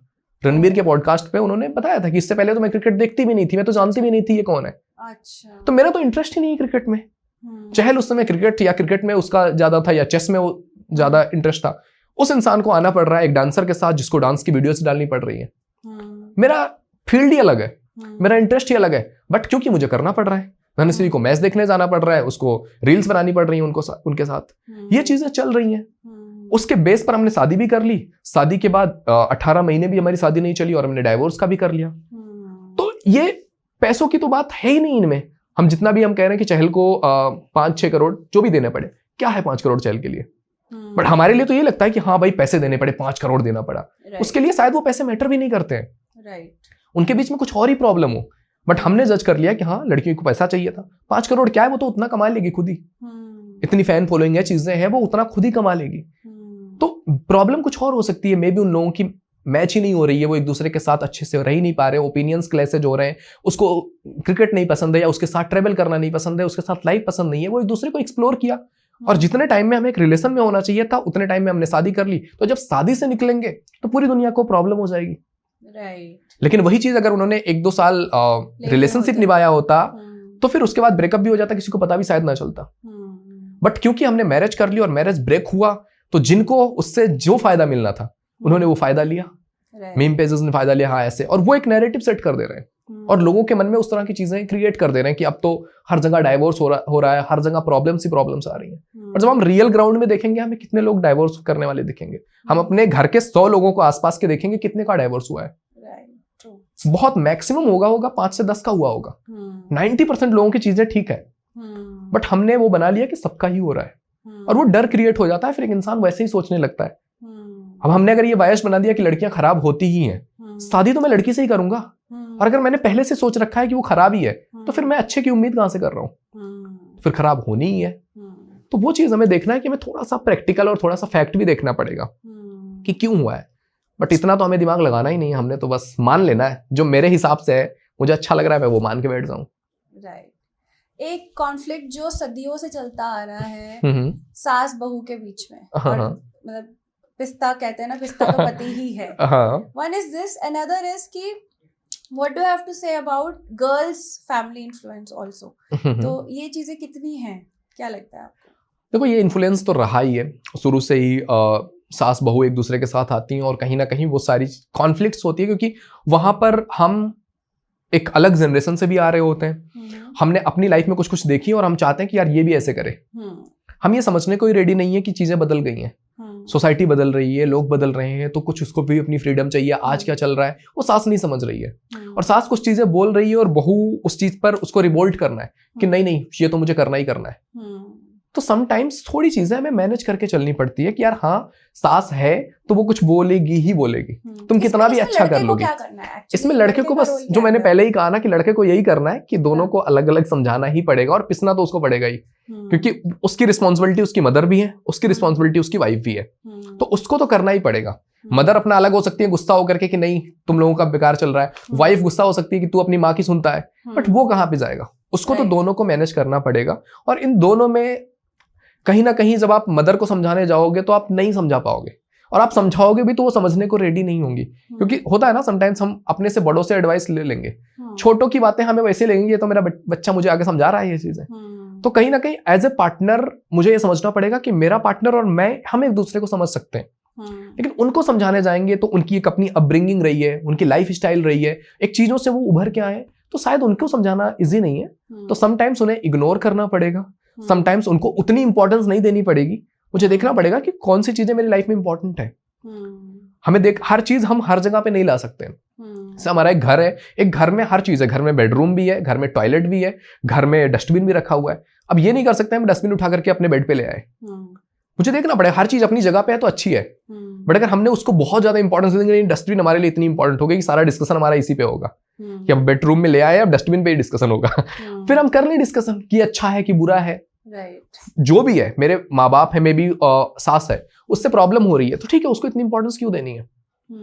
तुम अपनी लाइफ में ठीक है, अभी तो बहुत सारे लोग हैं जो काम भी कर रहे हैं कि घर से बाहर जा रहे हैं, काम वगैरह कर रहे हैं, घर में थोड़ा टाइम मिल रहा है, अगर उस चीज पर सास को कुछ प्रॉब्लम भी है, मैं उसको इतनी इंपॉर्टेंस क्यों दे रही हूँ कि उसके बोलने से मैं इतना ज्यादा ट्रिगर हो जा रही हूँ। मुझे देखना है कि ये तो ऐसे ही है या ऐसे ही बोलेंगी, मुझे देखना है कि मेरे पार्टनर के साथ मेरी चीजें अच्छी करनी है, हम दोनों आपस में डिस्कशन कर लें, कुछ चीजें हो, इन चीजों को इतनी इंपॉर्टेंस ना दें कि हमारे डिस्कशन का बस मेन बेस यही बन जाए तुम्हारी माँ ने ये किया है, तुम्हारी माँ ने वो किया है। हमें देखना पड़ेगा वो ऐसी ही है, क्योंकि लाइफ में अगर हमारी कोई भी सिचुएशन है ना, हम 3 ही तरह से उसको डील कर सकते हैं। या तो सबसे पहली चीज हम बदलने की कोशिश कर लें, बदल लें, अगर हम बदल सकते हैं तो बदल लें, तो ठीक हो सकता है, हम खुश हो जाएं कि हाँ बदल गया।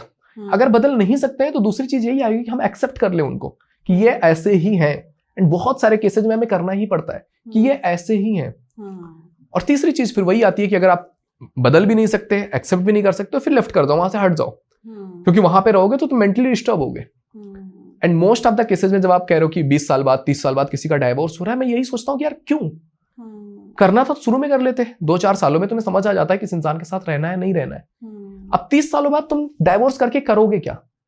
क्या कर रहे हो ये डाइवोर्स करके? क्योंकि as a human being God ने हमें ऐसा बनाया है, इतना फ्लेक्सिबल बनाया है कि हम चीजों को अडॉप्ट कर लेते हैं।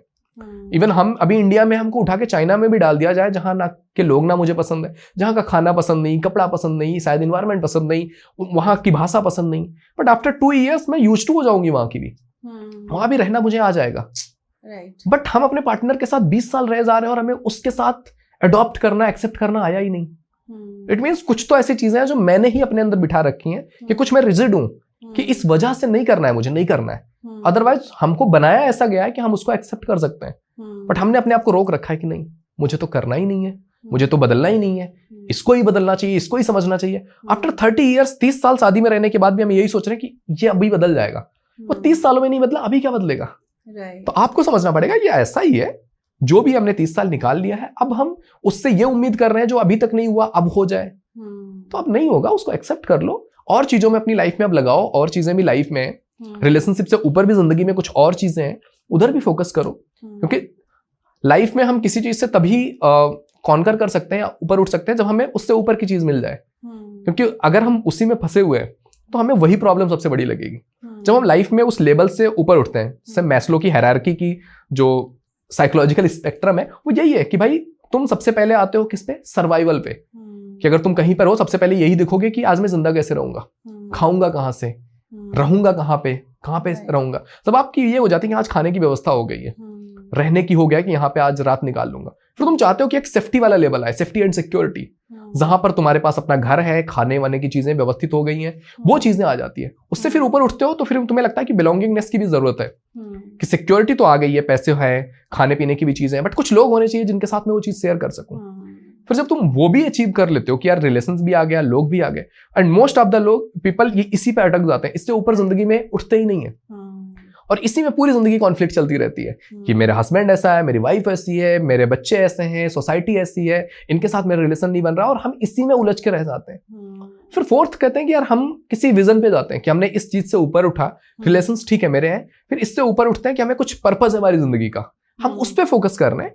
उस पर्पस में मेरा पार्टनर मेरा सपोर्टिव हो सकता है, मे बी ना सपोर्टिव हो, बट मेरी जिंदगी में कुछ और बड़ी चीज भी है कि मैं इसके लिए अपने आप को डिवोट कर रही हूँ। तो जब हम उधर देखेंगे तो ये चीजें, अगर कुछ कॉन्फ्लिक्ट भी आ रहा है ना, तो वो भी छोटा लगेगा कि ठीक है, नहीं हुआ, नई पार्टनर के साथ अच्छी चल रही है, ठीक है, मेरी जिंदगी में और भी चीजें उस पर मैं काम कर रही हूँ, जो एक बड़ा रीजन है। फिर उससे भी ऊपर अगर हम चले जाएंगे, फिर हम स्पिरिचुअलिटी वाले लेवल पे जा रहे हैं, जहां पर हम खुद के साथ कनेक्ट हो रहे हैं, गॉड के साथ कनेक्ट हो रहे हैं।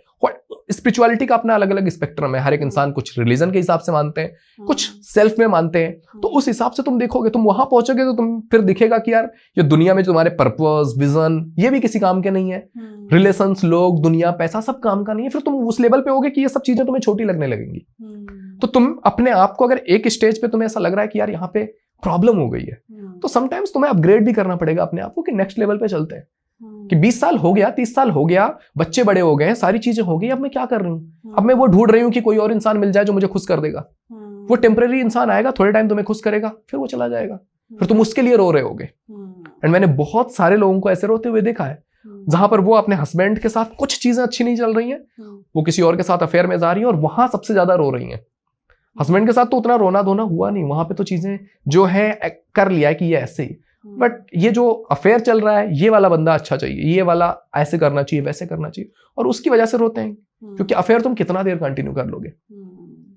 क्योंकि बेसिकली जब हम अफेयर को देखते हैं तो अफेयर का बेस ही बस इतना है, मुझे अच्छा लग रहा है तेरे साथ, तुझे अच्छा लग रहा है मेरे साथ। What is the main reason of extramarital affair? Extramarital affair की अगर मैं बेसिक रीजन की बात करूं ना, तो यही है कि हमें ऐसा लगता है कि कोई इंसान हमें सुनने वाला चाहिए। And most of the cases में यही होता है कि हम बस बात करने जाते हैं।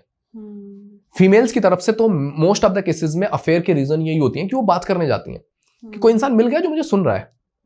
अब कोई इंसान मिल गया है जो मुझे सुन रहा है, मुझे सुना के उसको अच्छा लग रहा है, वो डेली बेस पे मुझे टाइम देने लग गया। उस इंसान की अपनी अलग इंटेंशन हो सकती है, जो भी हो, बट मेरा तो यही है कि वो इंसान मुझे सुन रहा है, केयर दिखा रहा है, पैम्पर कर रहा है, और मुझे अच्छा लग रहा है कि हाँ यार चलो, हस्बैंड के साथ या चीजों के साथ अच्छी नहीं चल रही थी, तो यहाँ पे एक इंसान मिल गया जिसके साथ मैं बस बात कर रही हूँ, मैं कुछ गलत थोड़ी कर रही हूँ, मैं तो बस बात ही तो कर रही हूँ। और वो बात करते करते हम फिर बढ़ते हैं, क्योंकि एज ए ह्यूमन बॉडी हमारा जो ब्रेन है, हमारे ब्रेन में जो सबकॉन्शियस ब्रेन है और हमारी बॉडी है, इसको लॉजिक समझ ही नहीं आता है। कि अच्छा क्या है, बुरा क्या है, सही क्या है, गलत क्या है, ये जितना भी समझ है हमारे मन में, ये हमारे कॉन्शियस ब्रेन का है कि ये लॉजिक देता है कि यार क्या अच्छा है क्या बुरा है।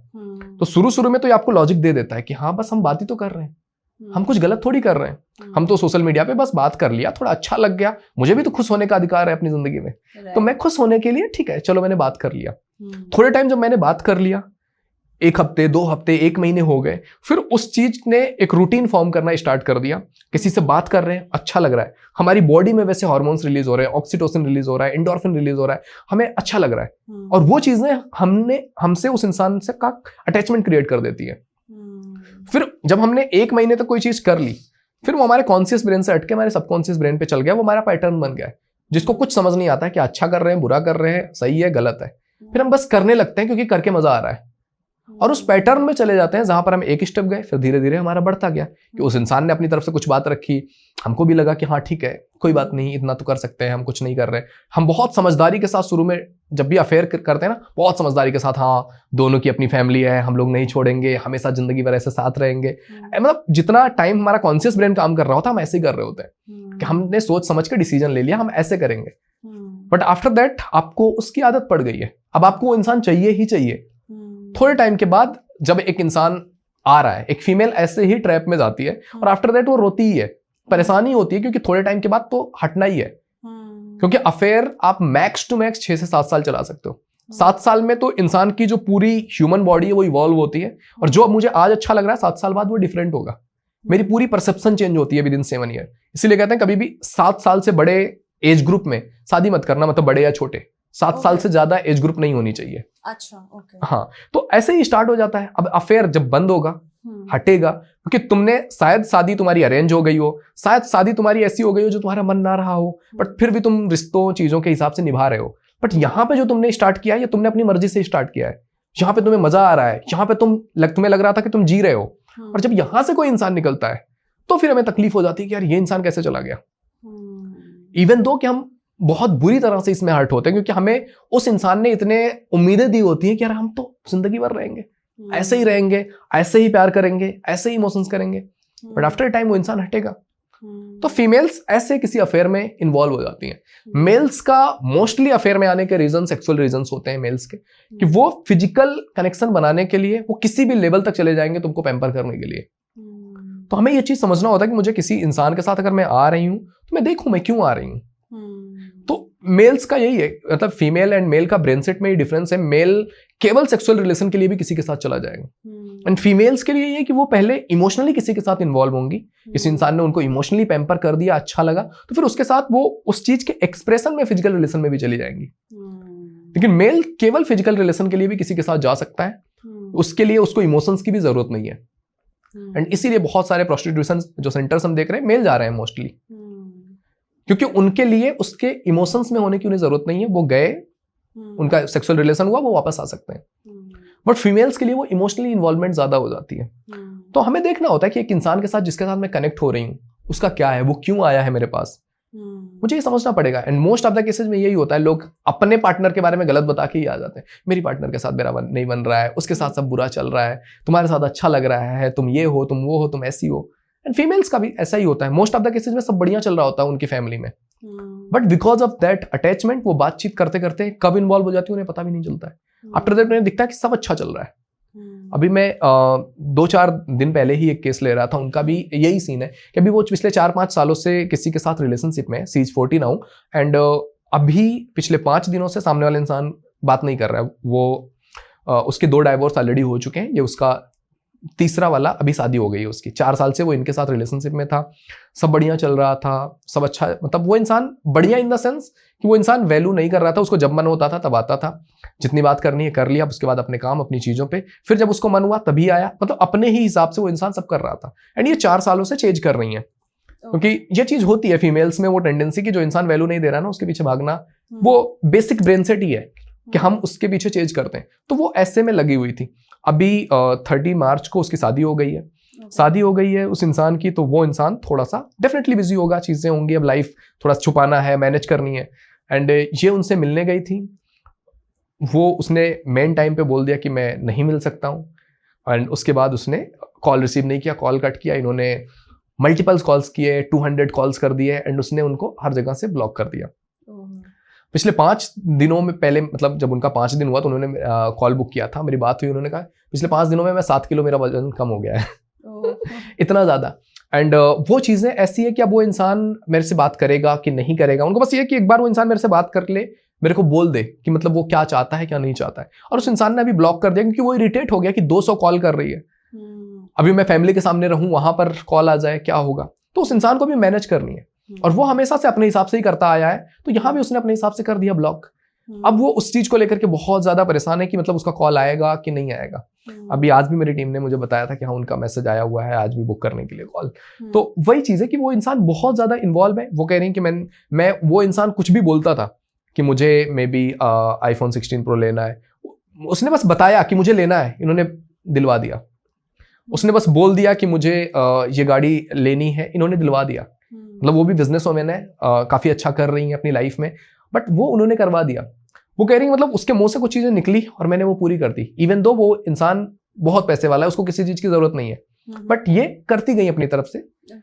मतलब उनका बेटा है 21 साल का, उसको कुछ चाहिए तो वो वहां पे मना कर दी, नहीं हो पाएगा, नहीं है पैसा। बट वो इंसान बस बोल दे कि मैं ऐसा सोच रहा हूं, तो वो फुलफिल कर रही है। मतलब इतना ज्यादा इन्वॉल्वमेंट उन्होंने दिखाया है कि वो एफर्ट के बेस पर उतना ज्यादा इन्वॉल्व हो गई है कि अब वहां से निकलना टफ हो रहा है। वो प्रॉब्लम हो रही है कि यार ये इंसान ऐसे कैसे कर सकता है, इंसान ने ऐसे कैसे कर दिया। बट आफ्टर ए टाइम वो इंसान जाएगा। अब उसकी मैरिज हुई है तो अब उसको बहुत सारी चीजें फिर से देखनी पड़ेंगी, मैनेज करनी पड़ेंगी। एंड वो कह रही है मैं जानती हूँ वो इंसान को तो कभी केयर ही था ही नहीं, कभी वो इंसान इतना ज्यादा मेरे से कनेक्ट हुआ ही नहीं था, तो उसके लिए इजी है, वो नहीं आएगा अब मेरे पास। क्या वो आएगा नहीं आएगा, वो उसी चीज में सबसे ज्यादा परेशान है, क्या वो आएगा या नहीं आएगा। अब ना उनसे उनका काम हो रहा है, ना चीजें हो रही हैं, ना घर परिवार, सारी चीजें डिस्टर्ब हो रखी हैं। तो ऐसा होता है, बहुत सारे लोग इस तरह से हैं कि ऐसा हो गया है। समटाइम्स वो बाहर भी आना चाहती हैं। तो अभी एक फीमेल से मेरी बात हुई थी, उनका ये था कि मैं अगर आ भी जाऊं यहाँ से बाहर, रिलेशन में निकलने की कोशिश कर ले रही हूँ, मे बी मैं छोड़ दे रही हूँ सारी चीजें, बट मैं जैसे बाहर निकलती हूँ, मेरी जो सोसाइटी में फ्रेंड्स हैं उन सबके अफेयर चल रहे हैं, वो लोग उस अफेयर के बारे में अपने बात करेंगे, मुझे याद आ जाएगा। मतलब सोसाइटी में अफेयर बहुत ज्यादा हो गया, हर कोई दुखी है अपने पार्टनर के साथ। दुखी इन द सेंस कि एक्सेप्ट करना आ ही नहीं रहा है। उनको लगता है कि कोई इंसान जो नया नया आ रहा है, थोड़ा पैम्पर कर दे रहा है, ऐसे ही लाइफ हमेशा चलनी चाहिए। बट रिलेशंस के अपने अपने स्पेक्ट्रम है, विथ टाइम वो चीजें कम ज्यादा होंगी। तो आपको समझना पड़ेगा ये मेरा पार्टनर है, मैंने कमिटमेंट किया था, कुछ सोचा था कि इसके साथ जिंदगी जीनी है, तो कुछ अप डाउन आएगा तो हम एक्सेप्ट करेंगे। एथिक्स बहुत जरूरी है, बहुत जरूरी है, एथिक्स लेके चलना पड़ेगा लाइफ। That's true. और आजकल एक फेक मैरिज का जो ये कॉन्सेप्ट है, ये जितना बढ़ता जा रहा है, और आपके पास आई एम श्योर कि लोग आते होंगे, तो आप बताइए कि कैसा है फेक मैरिज मींस व्हाट। मतलब आपके हिसाब से फेक मैरिज क्या, मतलब आप क्या? मेरे हिसाब से फेक मैरिज कि I am not happy with my partner, मैं उसकी शक्ल भी नहीं देखना चाहती हूँ, but once we are into like society तो we are very lovey dovey, मतलब हाथ भी पकड़ के चल रहे हैं और हम बेस्ट कपल हैं, तो दुनिया में देख के दे आर इन ऑफ कि भैया wow what a couple, but actually we are not. So that's what fake marriage is. वही चीज है कि मुझे सबसे पहली चीज एज ए पर्सन हमें समझना पड़ेगा कि रियलिटी वो नहीं है जो आपको सोशल मीडिया पे दिखती है। क्योंकि जिन लोगों को भी आप सोशल मीडिया पे देख रहे हो और जिनसे आप अपने आप को कंपेयर कर रहे हो या अपने रिश्तों को कंपेयर कर रहे हो कि मेरा तो ऐसा है ही नहीं, ये लोग तो इतना खुश रहते हैं, एक दूसरे के साथ घूमते फिरते रहते हैं, एक्सप्लोर करते रहते हैं, इनकी लाइफ तो मजा है यार, मुझे भी ऐसा ही कोई इंसान चाहिए जिसके साथ मैं ऐसा फील कर सकूं। और इसके चक्कर में हम अपने रियल रिलेशन को भूल जाते हैं कि यार जो इंसान मेरे साथ है, जो इंसान मेरे साथ 4 साल से लगा पड़ा है, लगी पड़ी है, उस इंसान को मैं वो इंपॉर्टेंस देना ही भूल जाता हूँ, क्योंकि मुझे लगता है लाइफ ऐसी ही है। तो क्या आपको समझना पड़ेगा, जो इंसान इंस्टाग्राम पे कोई पिक डाल रहा है, वो इंसान पहले तो वो 50 पिक ले रहा है, उसमें से 2-4 बेस्ट निकाल रहा है, उसको एडिट करवा रहा है, उसके बाद वो अपलोड कर रहा है। उसमें जो उसको लगा कि बेस्ट मोमेंट हमारे कैप्चर हो गए, वो उसको कर रहा है। मतलब जो भी है वो सब एडिटेड है, वो ऐसा है जो कभी कभी होता है, और आप अपने 24 घंटे में आप चाहते हो कि वैसा ही चलता रहे। तो life is not all about it. आपको देखना पड़ेगा कि रियल में ऐसा क्या हो रहा है। एंड अगर आपने किसी को डेट किया है तो आपको पता होता है कि यार ठीक है, शुरू में सब अच्छा लग रहा होता है, विथ टाइम कुछ कुछ चीजें प्रॉब्लम्स भी आती हैं, कुछ कॉन्फ्लिक्ट्स भी आएंगे। तो हमें देखना पड़ेगा अगर हम सच में रिलेशन के बारे में बात कर रहे हैं, सच में रिश्ते की बात कर रहे हैं, तो वो हमेशा ही अच्छा नहीं होगा। कभी अगर आप अपने मैरिज में हो तो आपको 2-4 दिन अच्छे लगेंगे, 2-4 दिन खराब भी होंगे, समटाइम्स अप डाउन आएगा लाइफ में। और अगर हम केवल ये एक्सपेक्ट करके जा रहे हैं कि यार मैरिज हो जाएगी या रिलेशन में आ जाएंगे तो हम बहुत खुश रहेंगे, मजा आएगा, ये करेंगे वो करेंगे, होता है बहुत सारे लोगों की एक्सपेक्टेशन है कि जो सिंगल्स हैं उनका यही है कि भाई बस एक बार रिलेशन हो जाए ना, शादी हो जाए रिलेशन हो जाए, मजा ही मजा आएगा। सही बात है। जिनका रिलेशन है कि भाई इससे शादी हो जाए ना मेरी, जिससे साथ प्यार कर रही हूँ, तो मजा ही आएगा। बट हमने देखा ही नहीं कि उसके बाद लाइफ क्या होगी। जब होगी तब हमें पता चलेगा कि यार इसके बाद लाइफ बदलती है। कोई इंसान जस्ट मेरी फ्रेंड है, उसके साथ मेरा अलग बिहेव होगा, उससे मेरी अलग एक्सपेक्टेशन होगी। कोई इंसान बेस्ट फ्रेंड है, उससे अलग एक्सपेक्टेशन होगी। कोई इंसान रिलेशनशिप में आ गई है, मेरी गर्लफ्रेंड है, उससे मेरी अलग उम्मीदें होंगी कि उसको ऐसा करना चाहिए, ऐसा नहीं करना चाहिए। कई रिस्ट्रिक्शंस हो जाएंगी, कई चीजें हम कॉन्फ्लिक्ट आएगी। अगर वो मेरी वाइफ हो गई है, फिर अलग ही तरह से उससे एक्सपेक्टेशन होगी और उसके साथ बिहेव अलग हो जाएगा। तो मुझे समझना पड़ेगा कि विथ टाइम, विथ सिचुएशंस चीजें बदलती हैं, और उस समय उस सिचुएशन में हम एक दूसरे को समझ के कैसे उस पेज पे आ सकते हैं कि चीजें अच्छी चलें। तो जहां तक हम बात करते हैं ना फेक मैरिजेज की, कि लोग दिखा रहे हैं सोशल मीडिया पे, हर किसी को ये दिखाने का शौक है और वो दिखा रहे हैं, अच्छा ही है कि अपना बेटर फेस दिखा रहे हैं। बट हमें समझना पड़ेगा कि यार मेरी लाइफ में भी कभी कभी ऐसा आता है, हमारे भी फोटोज अच्छे आ जाते हैं तो हम भी अपलोड करते हैं, तो हमें भी देखना है कि यार जब मैं ऐसा कर रहा हूं तो लोग भी ऐसा ही कर रहे होंगे। तो अगर हम मैरिज में आ रहे हैं तो marriage is not all about fun, it is a responsibility. तो जब भी आप किसी भी रिलेशन के बारे में सोच रहे हो या मैरिज के बारे में सोच रहे हो, आप चाहते हो कि आपकी चीजें अच्छी चलें, तो आपको समझना पड़ेगा कि जब भी आप मैरिज में आए हो आपको रिस्पॉन्सिबिलिटी लेनी पड़ेगी। और अगर आप रिस्पॉन्सिबल इंसान नहीं हो, रिस्पॉन्सिबिलिटी नहीं ले सकते हो, तो आपको मैरिज में आने की जरूरत नहीं है। आपको कुछ सैक्रिफाइसेज करने पड़ेंगे। समटाइम्स आपको आपके पार्टनर के लिए कुछ कुछ चीजें छोड़नी पड़ेंगी। समटाइम्स कुछ आपको करने का मन करेगा, आपको नहीं करना पड़ेगा, बिकॉज ऑफ दैट आपके पार्टनर को बुरा लग जाएगा। समटाइम्स आपको कुछ नहीं करना है, बट क्योंकि आपके पार्टनर को अच्छा लग रहा है आपको वो करना होगा, जिससे हमारा रिश्ता अच्छा चलेगा। तो हमें देखना पड़ेगा, कुछ चीजें रिस्पॉन्सिबिलिटी लेनी पड़ेगी, कुछ सेक्रीफाइस करना पड़ेगा, कुछ चीजें हमें एक सिक्योरिटी पर्पज से देखना पड़ेगा कि हम आगे लाइफ में रह रहे हैं। तो वो कमिटमेंट बहुत ज्यादा जरूरी है कि हमने एक इंसान के साथ कमिट किया है, क्योंकि अच्छे लोग आपकी लाइफ में आएंगे, आपको बहुत लोग अट्रैक्टिव लगेंगे, बट आपको देखना पड़ेगा कि यार इस इंसान के साथ जिसके साथ मैंने ये कमिटमेंट किया है, कुछ सोच के किया होगा, कुछ देखा होगा मैंने। तो मुझे याद दिलाना है कि मैं अपने आप को कि यार ये सोच के हमने इस रिलेशन में आए, जिसके साथ भी जाऊंगा उसके साथ भी ऐसा ही होगा। थोड़े टाइम के बाद हम उस पेज पे आएंगे जहां पर हम कंफर्टेबल होंगे, जहां पर हम एक दूसरे के साथ ऐसे नॉर्मल बैठ पाएंगे, तो उस समय वो इंसान भी वैसा ही होगा। तो मैं कितनों के पास चला जाऊं, सेम ही मुझे मिलने वाला है। जिनके मल्टीपल रिलेशंस बनते हैं उनके यही रीजन होते हैं, क्योंकि वो हमेशा वही फेज चाहते हैं कि रिलेशन में वही फेज रहे जिसमें पैशन भी खूब हो, कमिटमेंट भी खूब किया जाए, वो इंसान इन्वॉल्व भी खूब हो, प्यार भी खूब हो। क्योंकि ये जो शुरू का फेज होता है ना, हनीमून फेज, रिलेशनशिप का हो या मैरिज का, उस समय सबको बस मजा आ रहा होता है, क्योंकि उस समय पैशन भी हाई है, हम बहुत ज्यादा एक्साइटेड है एक दूसरे को लेकर के, बहुत ज्यादा कमिटेड है कि तेरे लिए ही अब सब कुछ है और कोई मुझे अच्छा ही नहीं लगेगा, किसी के साथ मुझे रहना ही नहीं है। प्यार भी बहुत आ रहा है, पैशन भी है, कमिटमेंट भी है, तो हाई फेज चल रहा होता है, मजा आ रहा होता है इस समय। हर एक इंसान को लगता है कि यार बस मैरिज हो जाए, एक बार रिलेशनशिप में आ जाए, सब मजे ही मजे करेंगे। But after 6 month 1 and 2 years, 6 महीने से 1 से 2 साल के अंदर वो ऐसा फेज आता है जहां पर पैशन आपका डाउन होता है। प्यार रहता है कि सामने वाले इंसान से प्यार तो है, पर थोड़ा सा पैशन डाउन हो गया। कि पहले था कि भाई तुम आओगे, साथ में ही हमारा डिनर होगा, साथ में ही खाना खाएंगे। अब है कि ठीक है डिनर कर लिया है, आ रहे हो, तुम्हारे लिए डिनर लगा दिया है, गर्म कर दिया, रख दिया है, आप खा लो। पहले होता है हर चीज शॉपिंग साथ में करनी है, सब कुछ साथ में ही करना है। विथ टाइम होता है कि भाई तू तेरे टाइम के हिसाब से कर ले, मैं मेरे टाइम के हिसाब से कर लेता हूँ। प्यार है, चीजें हैं, बट इतनी कंफर्टेबल स्टेट आ गई है कि ठीक है तू कर सकती है अपने हिसाब से, मैं कर लूंगा अपने हिसाब से जब होगा, और बाकी हम साथ में तो है ही। कमिटमेंट है, हम साथ में है, प्यार भी है, बट वो पैशन नहीं है कि हम पैशनेट हुए पड़े कि हम साथ में ही रहना है, सब कुछ साथ में ही करना है। राइट। विथ टाइम ऐसा भी हो जाता है रिलेशनशिप में जहां पर हमारे बीच में प्यार भी खत्म हो जाता है, पैशन भी खत्म हो जाता है, बस केवल हम उस कमिटमेंट की वजह से जुड़े होते हैं। जैसा हम मैरिज में भी बोलते हैं कि हमने मैरिज का कमिटमेंट कर लिया है, हमें दिख रहा है कि यार पैशनेट भी नहीं है इंसान, प्यार भी नहीं कर रहा है, अब केयर भी नहीं है, बट क्योंकि हमने कमिटमेंट कर लिया है तो हम उस बेस पे रुके हुए हैं। बट इज इट गुड और बैड?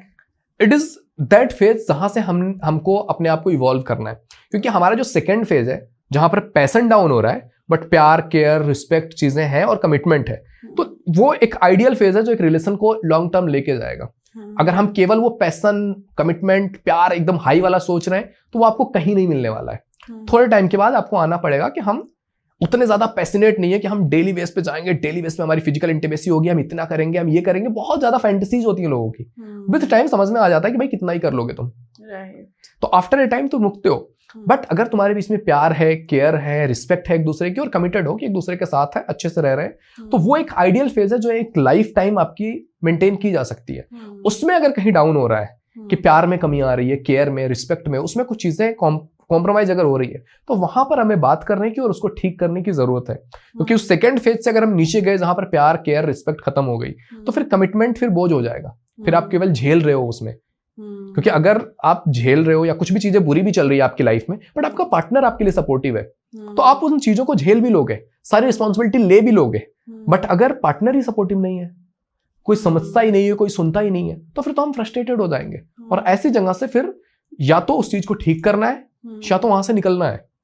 उस चीज में नहीं रहना जहां पे मुझे कुछ नहीं मिल रहा है, बस एक नॉर्म्स में पकड़ के बैठी हूं कि नहीं मैं इस चीज को सस्टेन करूंगी या करूंगा। बट मोस्टली फीमेल्स जैसे जिनके हस्बैंड सपोर्टिव भी नहीं है, अब फीमेल वर्किंग भी नहीं है, वो हाउसवाइफ है, बच्चे भी हैं, और वो चाहती तो है कि मैं इस रिलेशन से निकल जाऊं, बट सोशल नॉर्म्स ऐसे हैं, लाइफ कंडीशन ही ऐसी है, तो वो कहीं निकल भी नहीं सकती है। तो ऐसी सिचुएशन में एक फीमेल क्या कर सकती है? तो जब भी हमारे पास इस तरह के केसेज आते हैं, हम उन चीज़ों को थोड़ा सा पर्सपेक्टिव उनको दिखाते हैं कि लाइफ में क्या चीज़ें हैं और कौन सी चीज़ें हैं। तो जैसे जब भी कोई ऐसा आ गया जहां पर इस तरह के केस हैं, तो मोस्ट ऑफ द टाइम मैंने देखा है कि फीमेल्स निकलना नहीं चाहती हैं रिलेशन से। वो नहीं चाहती हैं रिलेशन से निकलना बिकॉज ऑफ वॉट एवर। हम उसको बच्चों से प्यार का नाम दे सकते हैं। बहुत सारे लोगों का है कि यार अच्छा नहीं लग रहा है, बट बच्चों को नहीं छोड़ सकते हैं, उनकी लाइफ बुरी नहीं कर सकते हैं। समटाइम्स ऐसा है कि बच्चे भी कुछ ऐसे केसेस में मेरे जहां बच्चे भी बुरे हैं, हस्बैंड भी बुरा है, बट फिर भी हम छोड़ के नहीं जा सकते हैं, क्योंकि कुछ भी हो प्यार तो है, मतलब एक केयर तो है कि अगर मैं चली गई यहाँ पे कुछ खराब हो गया तो, इन्होंने कुछ कर लिया तो वो एक रिस्पॉन्सिबिलिटी भी है। इवन तो हमें लग रहा है कि इससे निकलना है, फिर भी हम वो निभा रहे हैं, क्योंकि फीमेल का ब्रेन सेट ही ऐसे डिफाइन किया गया उनको नर्चर करने के लिए। तो वो चीजों को ऐसे आसानी से छोड़ नहीं सकती हैं। अगर उन्होंने किसी चीज कमिट किया और किसी से वो जुड़े हुए हैं, तो उनके लिए वो छोड़ना बहुत टफ होता है, जब तक कि बहुत बुरी सिचुएशन ही ना आ जाए या फिर उनको कुछ ऑप्शन ना दिखने लग जाए। तो जब भी हम ऐसे केस में कर रहे हैं कि कोई ऑप्शन भी नहीं दिख रहा है कि हम यहां से निकल के हमारी लाइफ बहुत बेटर हो जाएगी, क्योंकि जब भी हम ऐसा केस की बात कर रहे हैं, तो अगर आप डाइवोर्स ले लोगे कि आपको लगता है कि यहाँ पे नहीं रहना है, बट हम चलो बच्चों का भी साइड कर देंगे कि नहीं हमें छोड़ देना है, हम उससे निकल करके मुझे क्या मिल जाएगा? कि अगर मुझे लगता है कि मेरा हस्बैंड अच्छा नहीं है, उसके बेस पर मैं छोड़ रही हूँ मैरिज को, तो उससे निकल के मेरी लाइफ कितनी अच्छी होगी, मुझे क्या प्रॉफिट मिलेगा और क्या मेरा लॉस होगा। जब हम उस हिसाब से सोच पाएंगे तो हमें दिखेगा कि यार क्या करना चाहिए क्या नहीं करना चाहिए। तो अगर मैं देख रही हूँ कि मेरा हस्बैंड अच्छा नहीं है और या फिर उसका कहीं अफेयर चल रहा है या कुछ भी सिचुएशन आ गई है और उस बेस पे मुझे डाइवोर्स लेना है, तो डाइवोर्स लेके मुझे क्या मिलेगा? मैं उस इंसान से दूर हो जाऊंगी, वो इंसान मेरी जिंदगी से चला जाएगा, बाकी मे बी मुझे कुछ एलिमनी मिल जाए, कुछ मेंटेनेंस मिल जाए, इसके अलावा तो कुछ मिलेगा नहीं मुझे। जहां तक बात रही एलिमनी की, वो कहां से मिलेगा? सामने वाले इंसान के जो उनकी पैसे हैं या उनका पूरा जितना उनके खानदान का या उनके नाम से जितनी चीजें हैं, वो आपको उसमें से पार्ट मिल जाएगा। वो तो आपको वहां मैरिज में रह के भी मिलता। मेंटेनेंस की अगर मिलने की बात कर रहे हैं, तो वो मेंटेनेंस तो आपको वहां भी मिल रहा था, सब चीजें तो हो ही रही थी, पैसे चीजें मैनेज हो ही रही थी। मिला क्या आपको? बस केवल उस इंसान से दूरी मिल गई, और जो चीज आप वहां पे रहते हुए भी कर सकते थे, Which is a smart work. हाँ, स्मार्ट वर्क। यार मुझे मिल क्या रहा है? पैसे मिल रहे हैं, वो तो वहां भी मिल रहे थे, मेंटेनेंस मिल रही थी, वो तो यहाँ मिल रही है। अब मैं यहाँ आऊंगी, यहाँ पर मुझे सब करना है। एक तो मैं वहां से दूर हो रही हूँ, उसका दर्द है, बच्चों से दूर हो रही हूँ, उसका दर्द है, सोसाइटी में हमारा डाइवोर्स का टैग लग रहा है, उसका अलग दुख है। वो सारी चीजें करके मुझे मिल क्या रहा है? बस उससे दूर हो गई। वो चीज तो मैं वहां पे रह के भी कि ये इंसान ऐसा ही है, इसको मैं चेंज नहीं कर सकती हूँ। इमोशनल इंटेलिजेंस की बात, लेडी या जेंट्स दोनों को ही ये चीज समझना पड़ेगा कि समटाइम्स होता है फीमेल्स नहीं है अच्छी, क्या करोगे? या तो डाइवोर्स लो, जाओ लीगल सिचुएशंस में फंसो, परेशान हो जाओ, या तो आपको ये देखना पड़ेगा कि यार ठीक है ये इंसान ऐसी ही है, इसको इसके हाल पे छोड़ते हैं, इससे मैं उम्मीद ही नहीं करूंगा। मैं अगर डाइवोर्स कर रहा हूं तो क्या कर रहा हूं? उसको उसके हाल पे ही तो छोड़ रहा हूं, उसको जो करना है वो तो करेगी, मैं उसको बस उसके हाल पे छोड़ दे रहा हूं और मैं निकल जा रहा हूं। इससे मुझे बहुत सारे नुकसान हो रहे हैं कि मुझे अब जाके कहीं घर लेना पड़ेगा, कहीं रेंट भरना पड़ेगा, कहीं खाना बनाना पड़ेगा, कहीं कुछ और करना पड़ेगा, पूरी एक तरीके से मैनेज करनी पड़ेगी और अकेले रहना पड़ेगा। सोसाइटी में भी लोगों को पता लग गया है कि भाई इनके डाइवोर्स हो गए, और जब भी कोई इंसान किसी डाइवोर्सी के पास जा रहा है तो उसके बहुत अलग अलग अपने मतलब होते हैं, बहुत लोग यूज करने के लिए आपको आएंगे, तो वो सारी चीजों से हमें एक सिक्योरिटी मिल रही है अपनी फैमिली में। बस मेरे हस्बैंड के साथ चीजें अच्छी नहीं चल रही हैं, तो नहीं चल रही हैं, तो उस इंसान को हमें सेकंड जोन में जाना पड़ेगा। पहला तो चेंज करने की कोशिश कर ली, चेंज करने की कोशिश में हम बहुत कुछ कर सकते हैं कि हम सामने वाले इंसान से थोड़ा सा उसके साथ अपने बिहेवियर अच्छे कर सकते हैं। समटाइम्स कुछ प्रॉब्लम्स हम में ही होती हैं और हम बस उस पर ब्लेम डाल देते हैं कि इसकी वजह से ऐसा हो रहा है। तो हमें देखना है कि कुछ मैं गलत कर रहा हूँ या कर रही हूँ। अगर मैं कर रहा हूँ तो मैं वो ठीक करता हूँ, कुछ वो इंसान कर रहा है तो उसको बात करते हैं, समझाते हैं। ज्यादा चीजें हो रही हैं तो थोड़ा फैमिलीज को इन्वॉल्व करते हैं कि वो उस चीज पे समझाएं।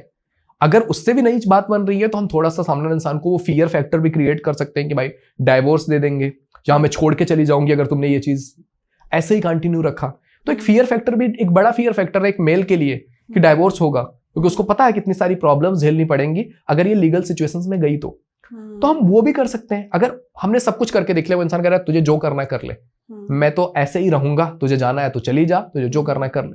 तो अब ऐसे सिचुएशन में आ गए तो हमारे लिए या तो हम डाइवोर्स कर ले या तो एक्सेप्ट कर ले। तो डाइवोर्स से ज्यादा बेटर ऑप्शन मेरे लिए एक्सेप्टेंस होगा कि मैं एक्सेप्ट कर लेता हूँ कि ये इंसान ऐसा ही है या ऐसा ही रहेगा। मैं कितनी भी परेशान हो लूं, मैं कितनी भी रो लूं, मैं कितना भी लड़ लूं, झगड़ लूं, कुछ भी कर लूं, ये तो ऐसा ही रहेगा। तो मैं ये सब क्यों कर रही हूँ? मैं क्यों परेशान अपने आप को कर रही हूँ जब इसको ऐसा ही रहना है? तो एक टाइम के बाद मुझे देखना पड़ेगा कि यार मुझे क्या करना है। मैं इसको एक्सेप्ट ही कर लेती हूँ कि ऐसे ही रहेगा, मेरे को इससे कोई उम्मीद नहीं है। मेरी एज ए वाइफ जो रिस्पॉन्सिबिलिटी है, मे भी खाना है, चीजें हैं, मैं कर दे रही हूँ। वो तो मुझे वैसे भी करना है, अपने लिए, बच्चों के लिए करना है, उसके लिए भी कर दिया। मैं उससे उम्मीद रखना छोड़ दूं। और जहां पर एक्सपेक्टेशन खत्म हुई किसी इंसान से, वहीं पर हमारी लाइफ हमारी हो जाती है। फिर हम वहां पे खुश रहने स्टार्ट कर देते हैं। कहते हैं ना, मतलब उम्मीदें छोड़ के तो देखो, रिश्ते निभाने आसान हो जाएंगे। बट चलती भी है उम्मीदों के बेस पे ही। तो जब तक चल सकती है तब तक चलाते हैं। जब एक इंसान नहीं है रेडी समझने को, ही कुछ भी करके देख लूं कुछ नहीं करेगा, तो उसको उसके हाल पे ही छोड़ देते हैं। हम जिंदगी में और चीजें देखते हैं कि और भी कुछ है लाइफ में जो किया जा सकता है या जहां से मुझे खुशियां मिल सकती हैं। क्योंकि अगर मेरी खुशियां उसी पे डिपेंड है फिर तो उधार की है। मुझे देखना पड़ेगा रियल में मेरी हैप्पीनेस कहाँ पे है, मैं उसको फिगर आउट करूंगी तो मेरी जिंदगी उस मैरिज में भी अच्छी चलेगी। क्योंकि अगर मुझे उम्मीद ही नहीं है उससे, तो फिर जो भी है अच्छा है। मेरी उम्मीदें ही खत्म हो गई उस इंसान से, मेरी उम्मीदें अब मैं अलग अपना क्रिएट करूंगी, अपने दम पे कुछ करना स्टार्ट करूंगी, कुछ क्रिएट करूंगी, कुछ मेरा पैशन है वो करना स्टार्ट करूंगी, कुछ मुझे सोसाइटी के लिए करना है मैं स्टार्ट करूंगी, कुछ मेरा अपना बड़ा विजन क्रिएट करूंगी, मैं वो करने लग जाऊंगी। मैं उससे अगर उम्मीद नहीं रख रही हूँ या उससे उम्मीद नहीं रखूंगी तो लड़ाई नहीं होगा। लड़ाई नहीं करूंगी तो वो इंसान भी थोड़े टाइम में उसको भी दिमाग में आएगा कि भाई जिसके साथ मैं अफेयर में हूँ उस इंसान के साथ इतनी फाइट हो रही है, यहाँ मेरी वाइफ तो इतनी अच्छी है, तो थोड़ा तो उधर भी उसका ध्यान आएगा। And most of the cases में ठीक हो जाती हैं चीजें अगर हमने उतना स्पेस और टाइम दे दिया तो बहुत सारी चीजें होती हैं जो हमें देखनी होती है। तो हम ऐसे भी रिश्तों को मेंटेन कर सकते हैं। मोस्ट ऑफ द केसेस में सोसाइटी में ऐसे ही हम जी रहे हैं, मेंटेन ऐसे ही कर रहे हैं, बस दुखी हैं। बस हम वो एक्सेप्ट नहीं कर पा रहे कि ये ऐसा ही है। हम उसको बदलने में लगे हैं और उसमें हम रो रहे हैं, परेशान हो रहे हैं, फ्रस्ट्रेट हो रहे हैं, फिर भी हमें दिख रहा है कि भाई सोसाइटी की वजह से नहीं निकल पाएंगे। तो अगर मैं नहीं निकल पाऊंगा या नहीं निकल पाऊंगी तो मुझे ढूंढना पड़ेगा कोई और रास्ता है क्या जहां से मैं रह भी लूं, क्योंकि निकल तो पाऊंगी नहीं, तो रह भी लूं और अपने आप को खुश भी रख लूं। तो मुझे वो रास्ता देखना पड़ेगा। तो ये जरूरी होती है समटाइम्स मैरिज। क्या हमें एक से ज्यादा बार प्यार होता है? एंड समटाइम्स आजकल तो एक साथ ही 3-3 4-4 बार प्यार हो जाता है। तो फिर आप और मैरिजेस में भी है, और आपको भी पता होगा मतलब एक साथ 2-2 3-3 बीवियां भी हैं। तो ये क्या चल रहा है? देखो इस क्वेश्चन में आपने जवाब दे दिया है कि एक से ज्यादा से प्यार हो जाता है। हाँ, हो जाता है। आपको एक से नहीं 1000 लोग से प्यार हो सकता है। प्यार की तो कोई लिमिट ही नहीं है, आप पूरी दुनिया से प्यार कर सकते हो। प्यार में कोई इशू भी नहीं है। तुम यहीं बैठे बैठे किसी से भी प्यार करो, कोई इशू नहीं होगा। प्यार में इशू वहां पर क्रिएट होता है जहां पर तुम रिलेशन की बात करते हो, जहां पर तुमने उम्मीदें जोड़ ली कि मैं प्यार कर रहा हूं तो उसको भी करना चाहिए, या इसको तो मेरे साथ ही होना चाहिए, इसको तो मेरा हो जाना चाहिए। प्रॉब्लम वहीं स्टार्ट होती है जहां पर हम कब्जा करने बैठ जाते हैं। अगर प्यार को हम प्यार के नजरिए से देख रहे हैं तो फिर तो बहुत आसान है जिंदगी, फिर तो सब कुछ मजे ही मजे। और जिस प्यार की हम बात करते हैं प्रॉपरली, मैं ये देखता हूं कि लोग प्यार और रिश्तों में बड़े कंफ्यूज्ड हैं। फंडामेंटल्स वो यूज करेंगे प्यार का और कर रहे हैं रिश्ता। तो relationship and love are different. अगर आप उसको एक साथ मिक्स करके देखोगे, हम लव के कंडीशंस को अप्लाई करने लगते हैं रिलेशन पे कि अनकंडीशनल प्यार होना चाहिए। तो रिश्ते में अनकंडीशनल कैसे हो सकते हो? रिश्ते हमेशा जब भी बनते हैं कुछ भी वो एग्रीमेंट्स पे होते हैं। या हम बिजनेस में कोई रिलेशन बना रहे हो या पर्सनल बना रहे हो, कि अगर ऐसी चली हमारी तो हम कंटिन्यू कर पाएंगे। ऐसा नहीं कि एक इंसान कुछ भी करता रहेगा और मैं रहूंगा ही रहूंगा। तो फिर हम रिश्ते निभा रहे हैं। रिश्तों में तो फिर तुम्हें देखना पड़ेगा कंडीशंस। अगर तुम प्यार ही कर रहे हो तो फिर तो कोई कंडीशन की जरूरत नहीं, तुम करते रहो। किसने रोका है तुम्हें किसी से प्यार करने के लिए? बट जब हम उम्मीदें करते हैं कि नहीं बैक में मुझे प्यार मिलना चाहिए, तो फिर वो तुम रिलेशन क्रिएट कर रहे हो। रिलेशन क्रिएट कर रहे हो तो तुम्हें उसके लिए अपने आप को बनाना पड़ेगा, आपको देखना पड़ेगा कि क्या चीजें हो सकती है क्या नहीं हो सकती है।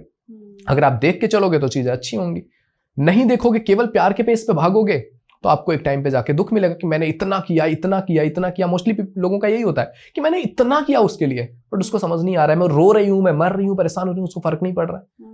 ये किसी को नहीं पड़ता है फर्क कि आप कितने दुखी हो, कितना परेशान हो। कोई भी आपके पास आता है या तो उसे आपकी जरूरत हो या उसे आप में इंटरेस्ट हो।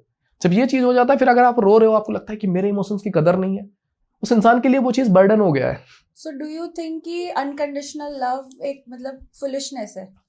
अनकंडीशनल लव फुलिशनेस नहीं है, बट उसको अगर हम रिश्ते में ला करके देखने की कोशिश कर रहे हैं, अनकंडीशनल लव एक बहुत प्योर चीज है, वो एक स्पिरिचुअल चीज है जो आपके अंदर से ही आएगी, उस वो आपको किसी और के साथ या किसी और से नहीं मिल पाएगा।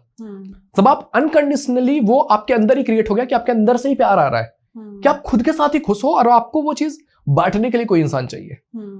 उसी को हम स्पिरिचुअलिटी बोलते हैं कि हम जिंदगी में इतने फुलफिल्ड हैं कि मुझे बस कोई चाहिए जिसके साथ मैं वो शेयर कर सकूं। मुझे कुछ चाहिए नहीं किसी से कि मैं मांग रहा हूं कि नहीं मुझे ये दे दो, मुझे दे दो। मैं हूं खुश और मैं वो खुशियां एक्सप्रेस कर रहा हूं। और जब दो पार्टनर इस तरह से मिल जाते हैं जहां पर वो अपनी लाइफ में खुश हैं, अपने आप में खुश हैं, बस वो शेयर कर रहे हैं अपनी खुशियां, तो वो चीजें अच्छी चलती है वहां पर। मतलब एक लगता है कि हाँ ये बेस्ट रिलेशन हो सकता है कि जहां पर मुझे उससे कुछ चाहिए नहीं, बस उसके साथ होके खुशी मिल जाती है, उसके साथ शेयर कर देता हूं तो अच्छा लग जाता है।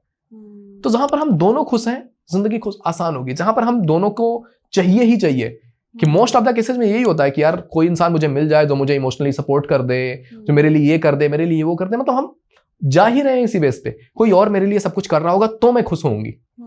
तो अगर मेरी ये थिंकिंग है कि वो करेगी तो मैं खुश होऊंगा, तो फिर जब तक कर रही है तब तक खुश, जब तक नहीं कर रही है फिर मैं दुखी हो जाऊंगा।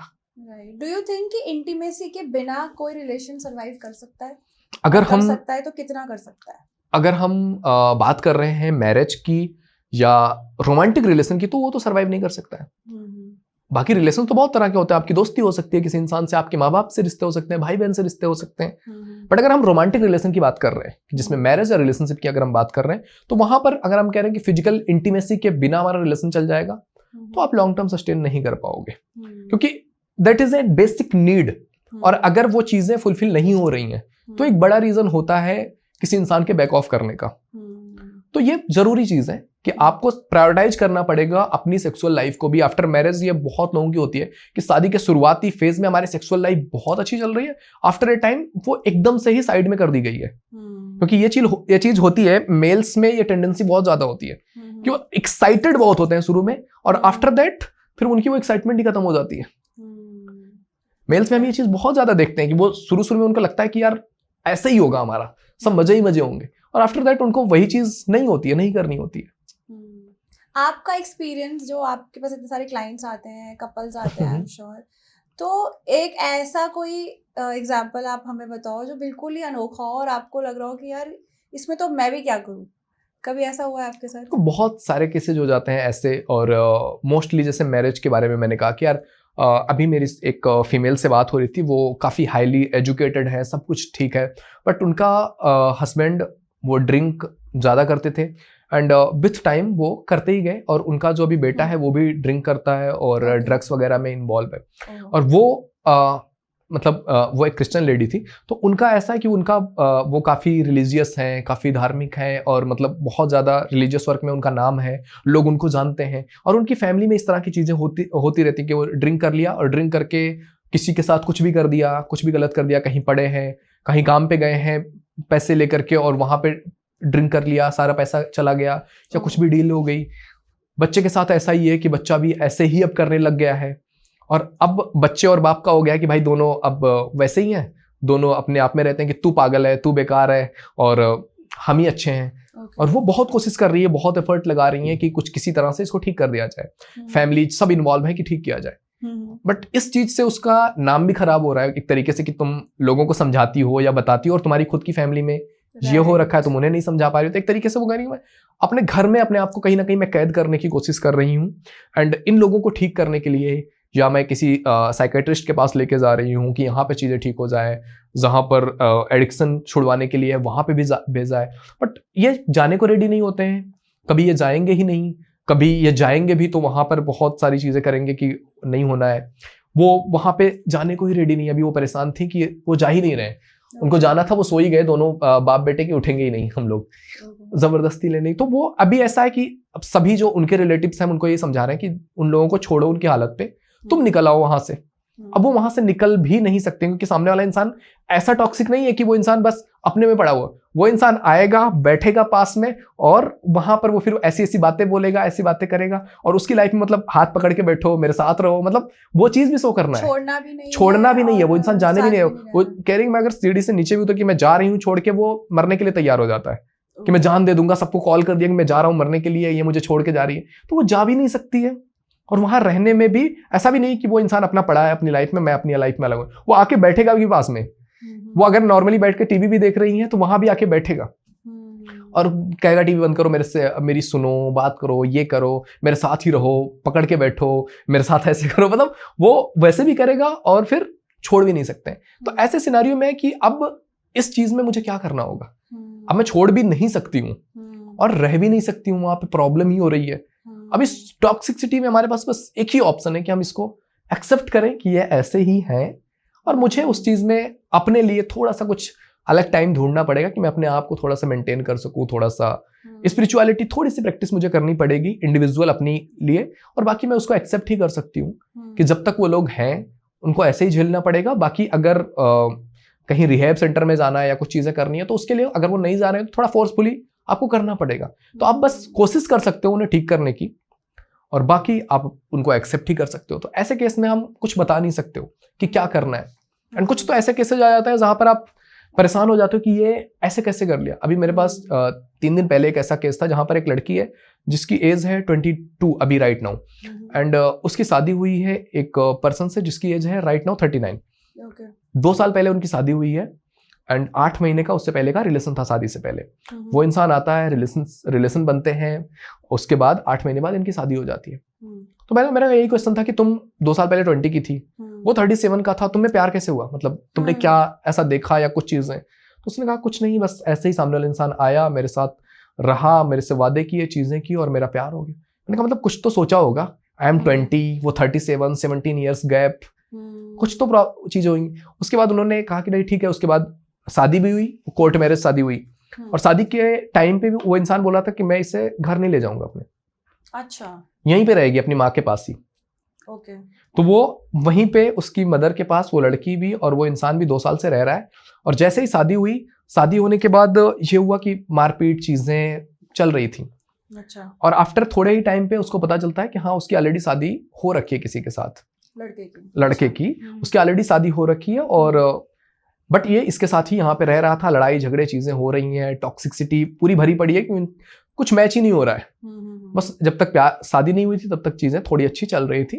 उसके बाद वो टॉक्सिसिटी, मार, लड़ाई झगड़े, गाली गलौज, माँ को गाली, इसको चीजें। और उसका यही कहना है कि मतलब इस इंसान को कोई मतलब नहीं है कि मैं क्या हूँ, कैसी हूँ, मेरे साथ क्या हो रहा है, मेरी तबीयत खराब है, इसको बस सेक्सुअल रिलेशन बनाने हैं मेरे साथ डेली, चाहे जो हो जाए, मैं मर रही हूँ, मेरी तबीयत खराब है, कुछ भी हो, इस इंसान को बस फिजिकल इंटीमेसी से मतलब और कुछ नहीं है, और बाकी मारपीट चीजें चल रही हैं। और इस तरह से मेरी मैरिज हो गई। और मुझे अभी ये सब चीजें चल रहा था, सब ठीक था। अभी रामनवमी थी आई थिंक कुछ दिन पहले, एंड उस टाइम पे उसने देखा कि यार वो अपनी दूसरी वाइफ के साथ गया हुआ है कहीं घूमने या कुछ चीजें। अभी वो इससे झगड़ा करके वहां चला गया हुआ है और वो घूम रही है। तो कह रही है सबसे ज्यादा प्रॉब्लम मुझे उससे हो रही, वो उसके पास कैसे चला गया। इन चीजों को एडजस्ट करते हुए वही पूछा कि मतलब ठीक है तुम 20 की थी, तुम्हें समझ नहीं थी, तुम्हारी फैमिली वालों ने इसको कैसे एक्सेप्ट कर लिया, या जानने की कोशिश ही नहीं की कि उसकी लाइफ में क्या है। कोई 39 का है, क्या वो सिंगल बैठा होगा, क्या शादी नहीं होगी, वो घर नहीं ले जाने की बात कर रहा है, क्यों कर रहा है, कुछ भी नहीं सोचा। अगर बिना सोचे हमने डिसीजन ले लिया इतना बड़ा लाइफ का, तो आज हम उसी का रिजल्ट देख रहे हैं। मैंने वही कहा कि अभी तुम 22 की हो, अभी तुम्हें यहाँ पर अपने लिए स्टैंड लेना चाहिए और यहाँ से डाइवोर्स लेना चाहिए, क्योंकि यहाँ पे लाइफ बिल्कुल अच्छी नहीं, क्योंकि एक तो उसकी मैरिज हो रखी है, वो उसकी अपनी मैरिड लाइफ है, वो तुम्हारे साथ थोड़े टाइम के लिए आ गया और उसके साथ रह के भी तुम्हें अच्छा नहीं लग रहा है, उसको कोई मतलब नहीं है, तुम मर रही हो, जीरो, उसको बस सेक्सुअल रिलेशन से मतलब है। तो फिर ऐसे पार्टनर के साथ तुम कैसे रहोगी। और अभी पूरी जिंदगी तुम्हारे सामने पड़ी है, अभी तुम 22 की हो, तो उस सिचुएशन में डाइवोर्स ही बेटर है। तो फैमिली से बात करो और डाइवोर्स के बारे में सोचो कि यहाँ से निकलना ही समझदारी है। तो ऐसे केसेस हो जाते हैं जहां पर तुम एट द एंड तुम्हें बोलना ही पड़ेगा कि डाइवोर्स करो। ये कुछ चीजें हैं जहां से निकल जाना जरूरी होता है। राइट। तो बहुत सारे ऐसे केसेज होते हैं जहां पर समटाइम्स ऐसा लगता है कि यार क्या किया जाए इस सिचुएशन में। बट उन्हें उस सिचुएशन में बेस्ट थोड़ा दिखाना, उनको उनकी लाइफ में थोड़ी हैप्पीनेस क्रिएट करना बहुत ज़रूरी होता है। और वो चीज़ें हम कोशिश करते हैं कि जितना हो सकता है उनकी लाइफ में खुशियाँ लाई जाए। Right. Arshad, before we wind up, क्या आप हमारे कपल्स को, जो भी ये देख रहे हैं पॉडकास्ट, उनको क्या टिप्स, क्या एडवाइस देना चाहते हो? अगर मैं एडवाइस की बात करूं कि एट द एंड मैं यही कहूँगा कि आप दोनों को ही थोड़ा इमोशनली इंटेलिजेंट होने की ज़रूरत है। एंड आई नो कि आपको इस चीज़ के लिए कहीं सिखाया नहीं गया होगा, क्योंकि अगर आप उठा के देखोगे अपनी UKG से लेकर के UG PG तक साइकोलॉजी के सब्जेक्ट को छोड़ करके और कहीं आपको पढ़ाया ही नहीं गया कि क्या है इमोशनल इंटेलिजेंस, क्या है रिलेशन, कैसे मैनेज करना है। ना तो फैमिली ने सिखाया, ना कॉलेजेस ने सिखाया, ना स्कूल्स ने सिखाया, कहीं हमने सीखा ही नहीं है। हमने कुछ देखा, कहीं देखा और हमने वही मान लिया कि ऐसे ही होता है, और हम वो देख करके चले आते हैं। और जो भी हमें दिखाया जाता है वो वही रोमांटिक एंगल दिखाया जाता है कि सब बढ़िया चलेगा। हमको कभी किसी ने बताया ही नहीं कि रिश्तों को कैसे मेंटेन करना है, कैसे लोगों के साथ डील करना होता है, कभी प्रॉब्लम्स आती है तो कैसे डील करना होता है, कभी फेलियर्स आते हैं तो कैसे डील करना होता है। क्योंकि जिंदगी में हमेशा अच्छा ही नहीं होगा, कभी बुरा सिचुएशन भी आएगा। उसके लिए किसने हमें सिखाया है कि जब कभी जिंदगी में फेल हो जाते हो तो क्या करना चाहिए। तुम पास हो गए, तुम जिंदगी में अच्छा करोगे तो सब वाहवाही कर देंगे, हर कोई आ जाएगा तारीफ करने के लिए। जब तुम फेल होगे तो लोग आएंगे भी तो टोंटी करेंगे। उससे डील कैसे करना है किसी ने नहीं सिखाया, ना फैमिली ने सिखाया क्योंकि शायद उन्होंने भी नहीं सीखा, ना स्कूल सिखा रहा है, ना सोसाइटी सिखा रही है, ना कोई और सिखा रहा है। तो ये चीज सिखाना बहुत ज्यादा जरूरी है कि हम इमोशनली इंटेलिजेंट हो, कि अपने इमोशंस को हम मैनेज करना जानते हो। क्योंकि जो भी चीजें होती है ना वो बस मोमेंट्री है। किसी इंसान के साथ कुछ भी चीज हो गई, बुरी से बुरी भी हो गई, वो उस मोमेंट में बहुत ज्यादा बुरा होगा। आफ्टर 2 years आप देखोगे वो चीज शायद मायने भी ना रख रही हो, बट उस समय अगर आपने किसी को वो चीज नहीं बताई, या कोई इंसान आपके सपोर्ट के लिए उस समय नहीं रहा जहां पर आप मेंटली डिस्टर्ब हो, तो आप कितने भी इंटेलिजेंट हो, आप ऐसे स्टेप उठा लोगे जिसके लिए शायद अगर तुम बचे तो जिंदगी भर देखोगे, और अगर नहीं हुआ तो शायद तुम अपनी जान भी दे देते हो। And most of the cases में मैंने ऐसे ही देखा कि अगर आप चले गए और उस समय आपने छलांग लगा दी 10th फ्लोर से, तो अब रास्ते में तुम्हें समझ आ रहा है कि नहीं करना था, बट तुम्हें कौन बचाएगा। या तुम लटक गए फांसी पे, तो उस समय तुम्हें कौन बचाएगा। उस समय याद आ रहा होता है हर किसी को कि यार नहीं, ये नहीं करना था, दर्द ज्यादा हो रहा है, बट उस समय तुम्हें बचाने के लिए कौन आएगा। क्योंकि ऐसे भी मैंने केसेस देखे हैं। मतलब मेरी एक फ्रेंड है, उसका एक फ्रेंड था, उसने ऐसा किया था, मतलब लगा लिया था फंदा, क्योंकि उसकी गर्लफ्रेंड उससे बात नहीं कर रही थी। अच्छा। उसने गर्लफ्रेंड ने ब्लॉक किया और उसने ये स्टेप उठा लिया। और ये स्टेप उठाया, जैसे ही वो वहां पे लटक रहा था, उसके अंकल का लड़का आ गया और उसने देख लिया और उसने वहां से हटा के बचा लिया। उसका मतलब फ्रैक्चर हो गया था गले की हड्डी वगैरह, उस दिन हॉस्पिटलाइज था। उसके बाद अब उसको मतलब उसको ऐसा लग रहा है नहीं भाई ये नहीं करना चाहिए था, ये तो मैंने बहुत बड़ी बेवकूफ़ी कर दी थी। लेकिन अगर वो नहीं आता तो वो बेवकूफ़ी तुम्हारी जिंदगी खत्म कर देती। तो उस समय हमें समझ नहीं आ रहा होता जब हम बहुत इमोशनली हाई होते हैं, बट आफ्टर दैट तुम्हें समझ आएगा कुछ भी लाइफ में इतना इंपॉर्टेंट नहीं है कि तुम्हारी लाइफ से ज्यादा इंपॉर्टेंट हो जाए। ठीक है, समटाइम्स कुछ नहीं होगा, कुछ तुमने चाहा है, तुमने सोचा है, नहीं होगा, बट उसके बेस पे तुम खुद को खत्म कर दो। शिट हो गए। मोस्टली हम दूसरों की वजह से खुद को हार्म कर रहे होते हैं। उसने ऐसा किया, उसने चीट कर दिया, वो मुझे नहीं मानता है, वो मेरी केयर नहीं करता है, और हम उसके बेस पे अपने आप को हार्म करने पे लग जाते हैं कि मैं अपने आप को हार्म कर लूंगा। जिसको तुम्हारी इमोशंस की पड़ी नहीं है वो तुम्हारे हार्म से भी कुछ नहीं होगा, उसको तुम्हें प्रॉब्लम होगी या तुम्हारे अपनों को प्रॉब्लम होगी। तो ट्राई करें कि हम खुद को या अपने आप को दुख ना दें। ठीक है, टाइम ले लो, जरूरी पड़े तो काउंसलिंग ले लो, बात कर लो, तुम्हें अच्छा फील होगा कि यार इतनी भी बुरी नहीं है मेरी जिंदगी, बस मुझे कुछ ज्यादा बुरा लग रहा था। तो ये जरूरी हो जाता है। तो इमोशनली इंटेलिजेंट होना बहुत जरूरी है, अपने इमोशंस को मैनेज करना बहुत जरूरी है, एंड ये दोनों को सीखना पड़ेगा, लड़की को भी लड़के को भी। क्योंकि बहुत सारी चीजें हैं जो तुम्हें निगेटिविटी सिखा रही हैं कि सब निगेटिव है, सब बुरा है, सब बुरा है, बट रहना तो तुम्हें है यार। लोगों को ये भी सिखाया जा रहा है पेरेंट्स भी तुम्हारे बुरे हैं। बहुत सारे लोग पेरेंट्स से लड़के रेडी होते हैं कि यार पेरेंट्स मेरे बहुत बुरे हैं, वो मुझे ये नहीं करने दे रहे हैं, वो नहीं करने दे रहे हैं। अभी आपने देखा होगा ये अपूर्वा को, आप जानते हो, ट्रेवल किड, अभी जो कंट्रोवर्सी हुई थी, इतनी कंट्रोवर्सी के बाद अभी उसने एक वीडियो रिलीज किया हुआ है, उस पर अच्छे खासे व्यूज हो गए, 10 मिलियन व्यूज आ गए विद इन 2 days। तो उसका वीडियो में उसने कहा कि मतलब मैं ऐसे ही सोचती थी कि मेरे पापा मेरे अगेंस्ट हैं, वो मुझे कुछ नहीं करने देते हैं, और उनको मुझे करके दिखाना है, मैं ये करूंगी, मैं तुम्हें करके दिखाऊंगी। और अभी उसने कहा कि यार जब ये सिचुएशन आई ना, दुनिया ने मेरा साथ छोड़ दिया और मेरे पापा वहां पे खड़े थे, कि मतलब उसने कहा कि पापा का मैसेज आ रहा था और मैं कॉल आ रहा था, मैं रिसीव नहीं कर रही थी, और उन्होंने मैसेज करके बोला बेटा कुछ भी हो मैं तेरे साथ हूँ। उसने कहा मैं सोच भी नहीं सकती थी कि मेरे पापा तो अभी डांटेंगे कि ये तूने क्या कर दिया, या तूने क्या बोला, तूने वो किया। उस समय उन्होंने बोला मैं तेरे साथ हूँ। वो कहते मैंने कभी सोचा ही नहीं, मैं तो उनको प्रूव करने में लगी थी कि मैं नहीं, आप लोग गलत हो, मैं सही हूँ। And right now I think यार वो जो भी कर रहे थे वो मेरी सेफ्टी सिक्योरिटी के लिए ही कर रहे थे। तो आफ्टर ए टाइम हमें समझ आता है कि नहीं यार, चीजें इतनी भी बुरी नहीं है, बस हम उस समय ज्यादा इमोशंस में होते हैं और हम एक निगेटिव पैटर्न पकड़ के चल लेते हैं। एट द एंड आपके काम आपके अपने ही आएंगे, आपके माँ बाप, आपके पार्टनर। ठीक है, अभी पार्टनर के साथ उतनी अच्छी नहीं चल रही है, थोड़ा टाइम दे लो, थोड़ा देख लो, थोड़ा समझ लो कि शायद उसकी लाइफ में कुछ चल रहा हो, कुछ प्रॉब्लम हो और तुम अपनी ही शुरू हो कि तुम ये नहीं कर रहे हो, वो नहीं कर, समझ लो शायद कुछ हो जो तुम अगर कर दो या तुम समझ लो तो ही बहुत है। राइट। समटाइम्स थोड़ा टाइम देना, थोड़ा समझना, कुछ भी अगर हीट ऑफ द मोमेंट आ रहा है तो अपने आप को जस्ट थोड़ा सा टाइम दे दो, थोड़े टाइम के बाद अगर यही आएगा ना तो कर लूंगा। बट अगर उस समय आ रहा है, हीट ऑफ द मोमेंट यही कहता है ना, अपने आप को उस समय तुम रोक दो कि अगर तुम्हें कुछ भी करना है, मे बी तुम्हें परचेजिंग करनी है। बहुत सारे लोग फंसे हुए इस चीज में, लोन में फंसे हुए, इसीलिए फंसे क्योंकि उन्हें अपनी इमोशंस को कंट्रोल करना आता ही नहीं है। कुछ भी देखा तो एट द एंड मैं बस इतना कहना चाहूंगा कि आपके लाइफ में इमोशंस आएंगे और उन इमोशंस को आपको कंट्रोल करना सीखना पड़ेगा। It is a learning process. हर चीज हम सीखते हैं, गाड़ी चलाना सीखते हैं, तो रिश्ते भी चलाना है, तो जिंदगी का एक बहुत इंपॉर्टेंट चीज है, तो सीखना तो पड़ेगा। बिना सीखे तुम जाओगे अगर गाड़ी लेके भी तो वो भी ठोकोगे कहीं ना कहीं। तो ऐसे ही रिलेशंस में भी हो रहा है, हम बिना सीखे जा रहे हैं, हमारी अपनी अलग अलग उम्मीद होती है कि नहीं मैं तो चला लूंगी, मैं तो चला लूंगा, गाड़ी में क्या है। ऐसे ही हम सोचते हैं रिश्ते में क्या है, रिश्ते में बहुत कुछ है और उससे तुम्हारी पूरी जिंदगी डिफाइन होने वाली है। तो जब भी कुछ जा रहे हो सीख के जाओ, समझ के जाओ।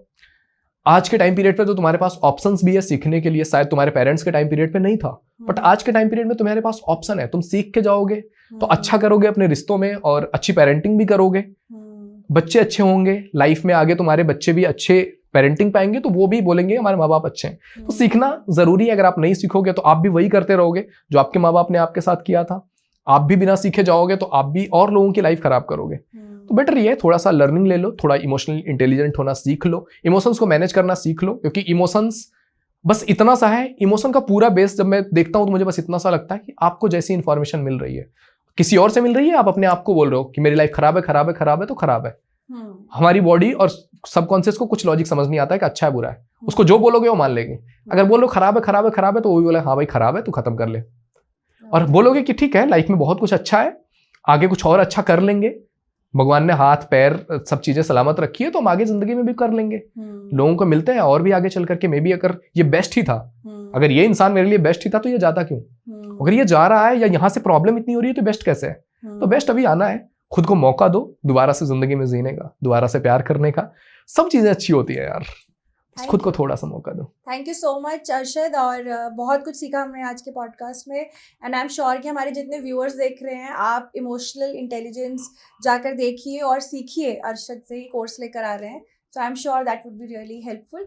अगर कोई और टॉपिक है, कोई और चीज़ आप जानना चाहते हैं हमसे, तो हमें कमेंट्स में ज़रूर बताइएगा कि आपको ये पॉडकास्ट कैसा लगा, ये एपिसोड कैसा लगा। एंड बहुत सारे लोग हमें कमेंट्स करते हैं, वीडियोस लाइक करते हैं, बट आप हमें फॉलो नहीं कर रहे हैं, तो प्लीज़ गो सब्सक्राइब करें, हमें फॉलो करें और इसी तरह ढेर सारा प्यार हमें देते रहें। Thank you so much.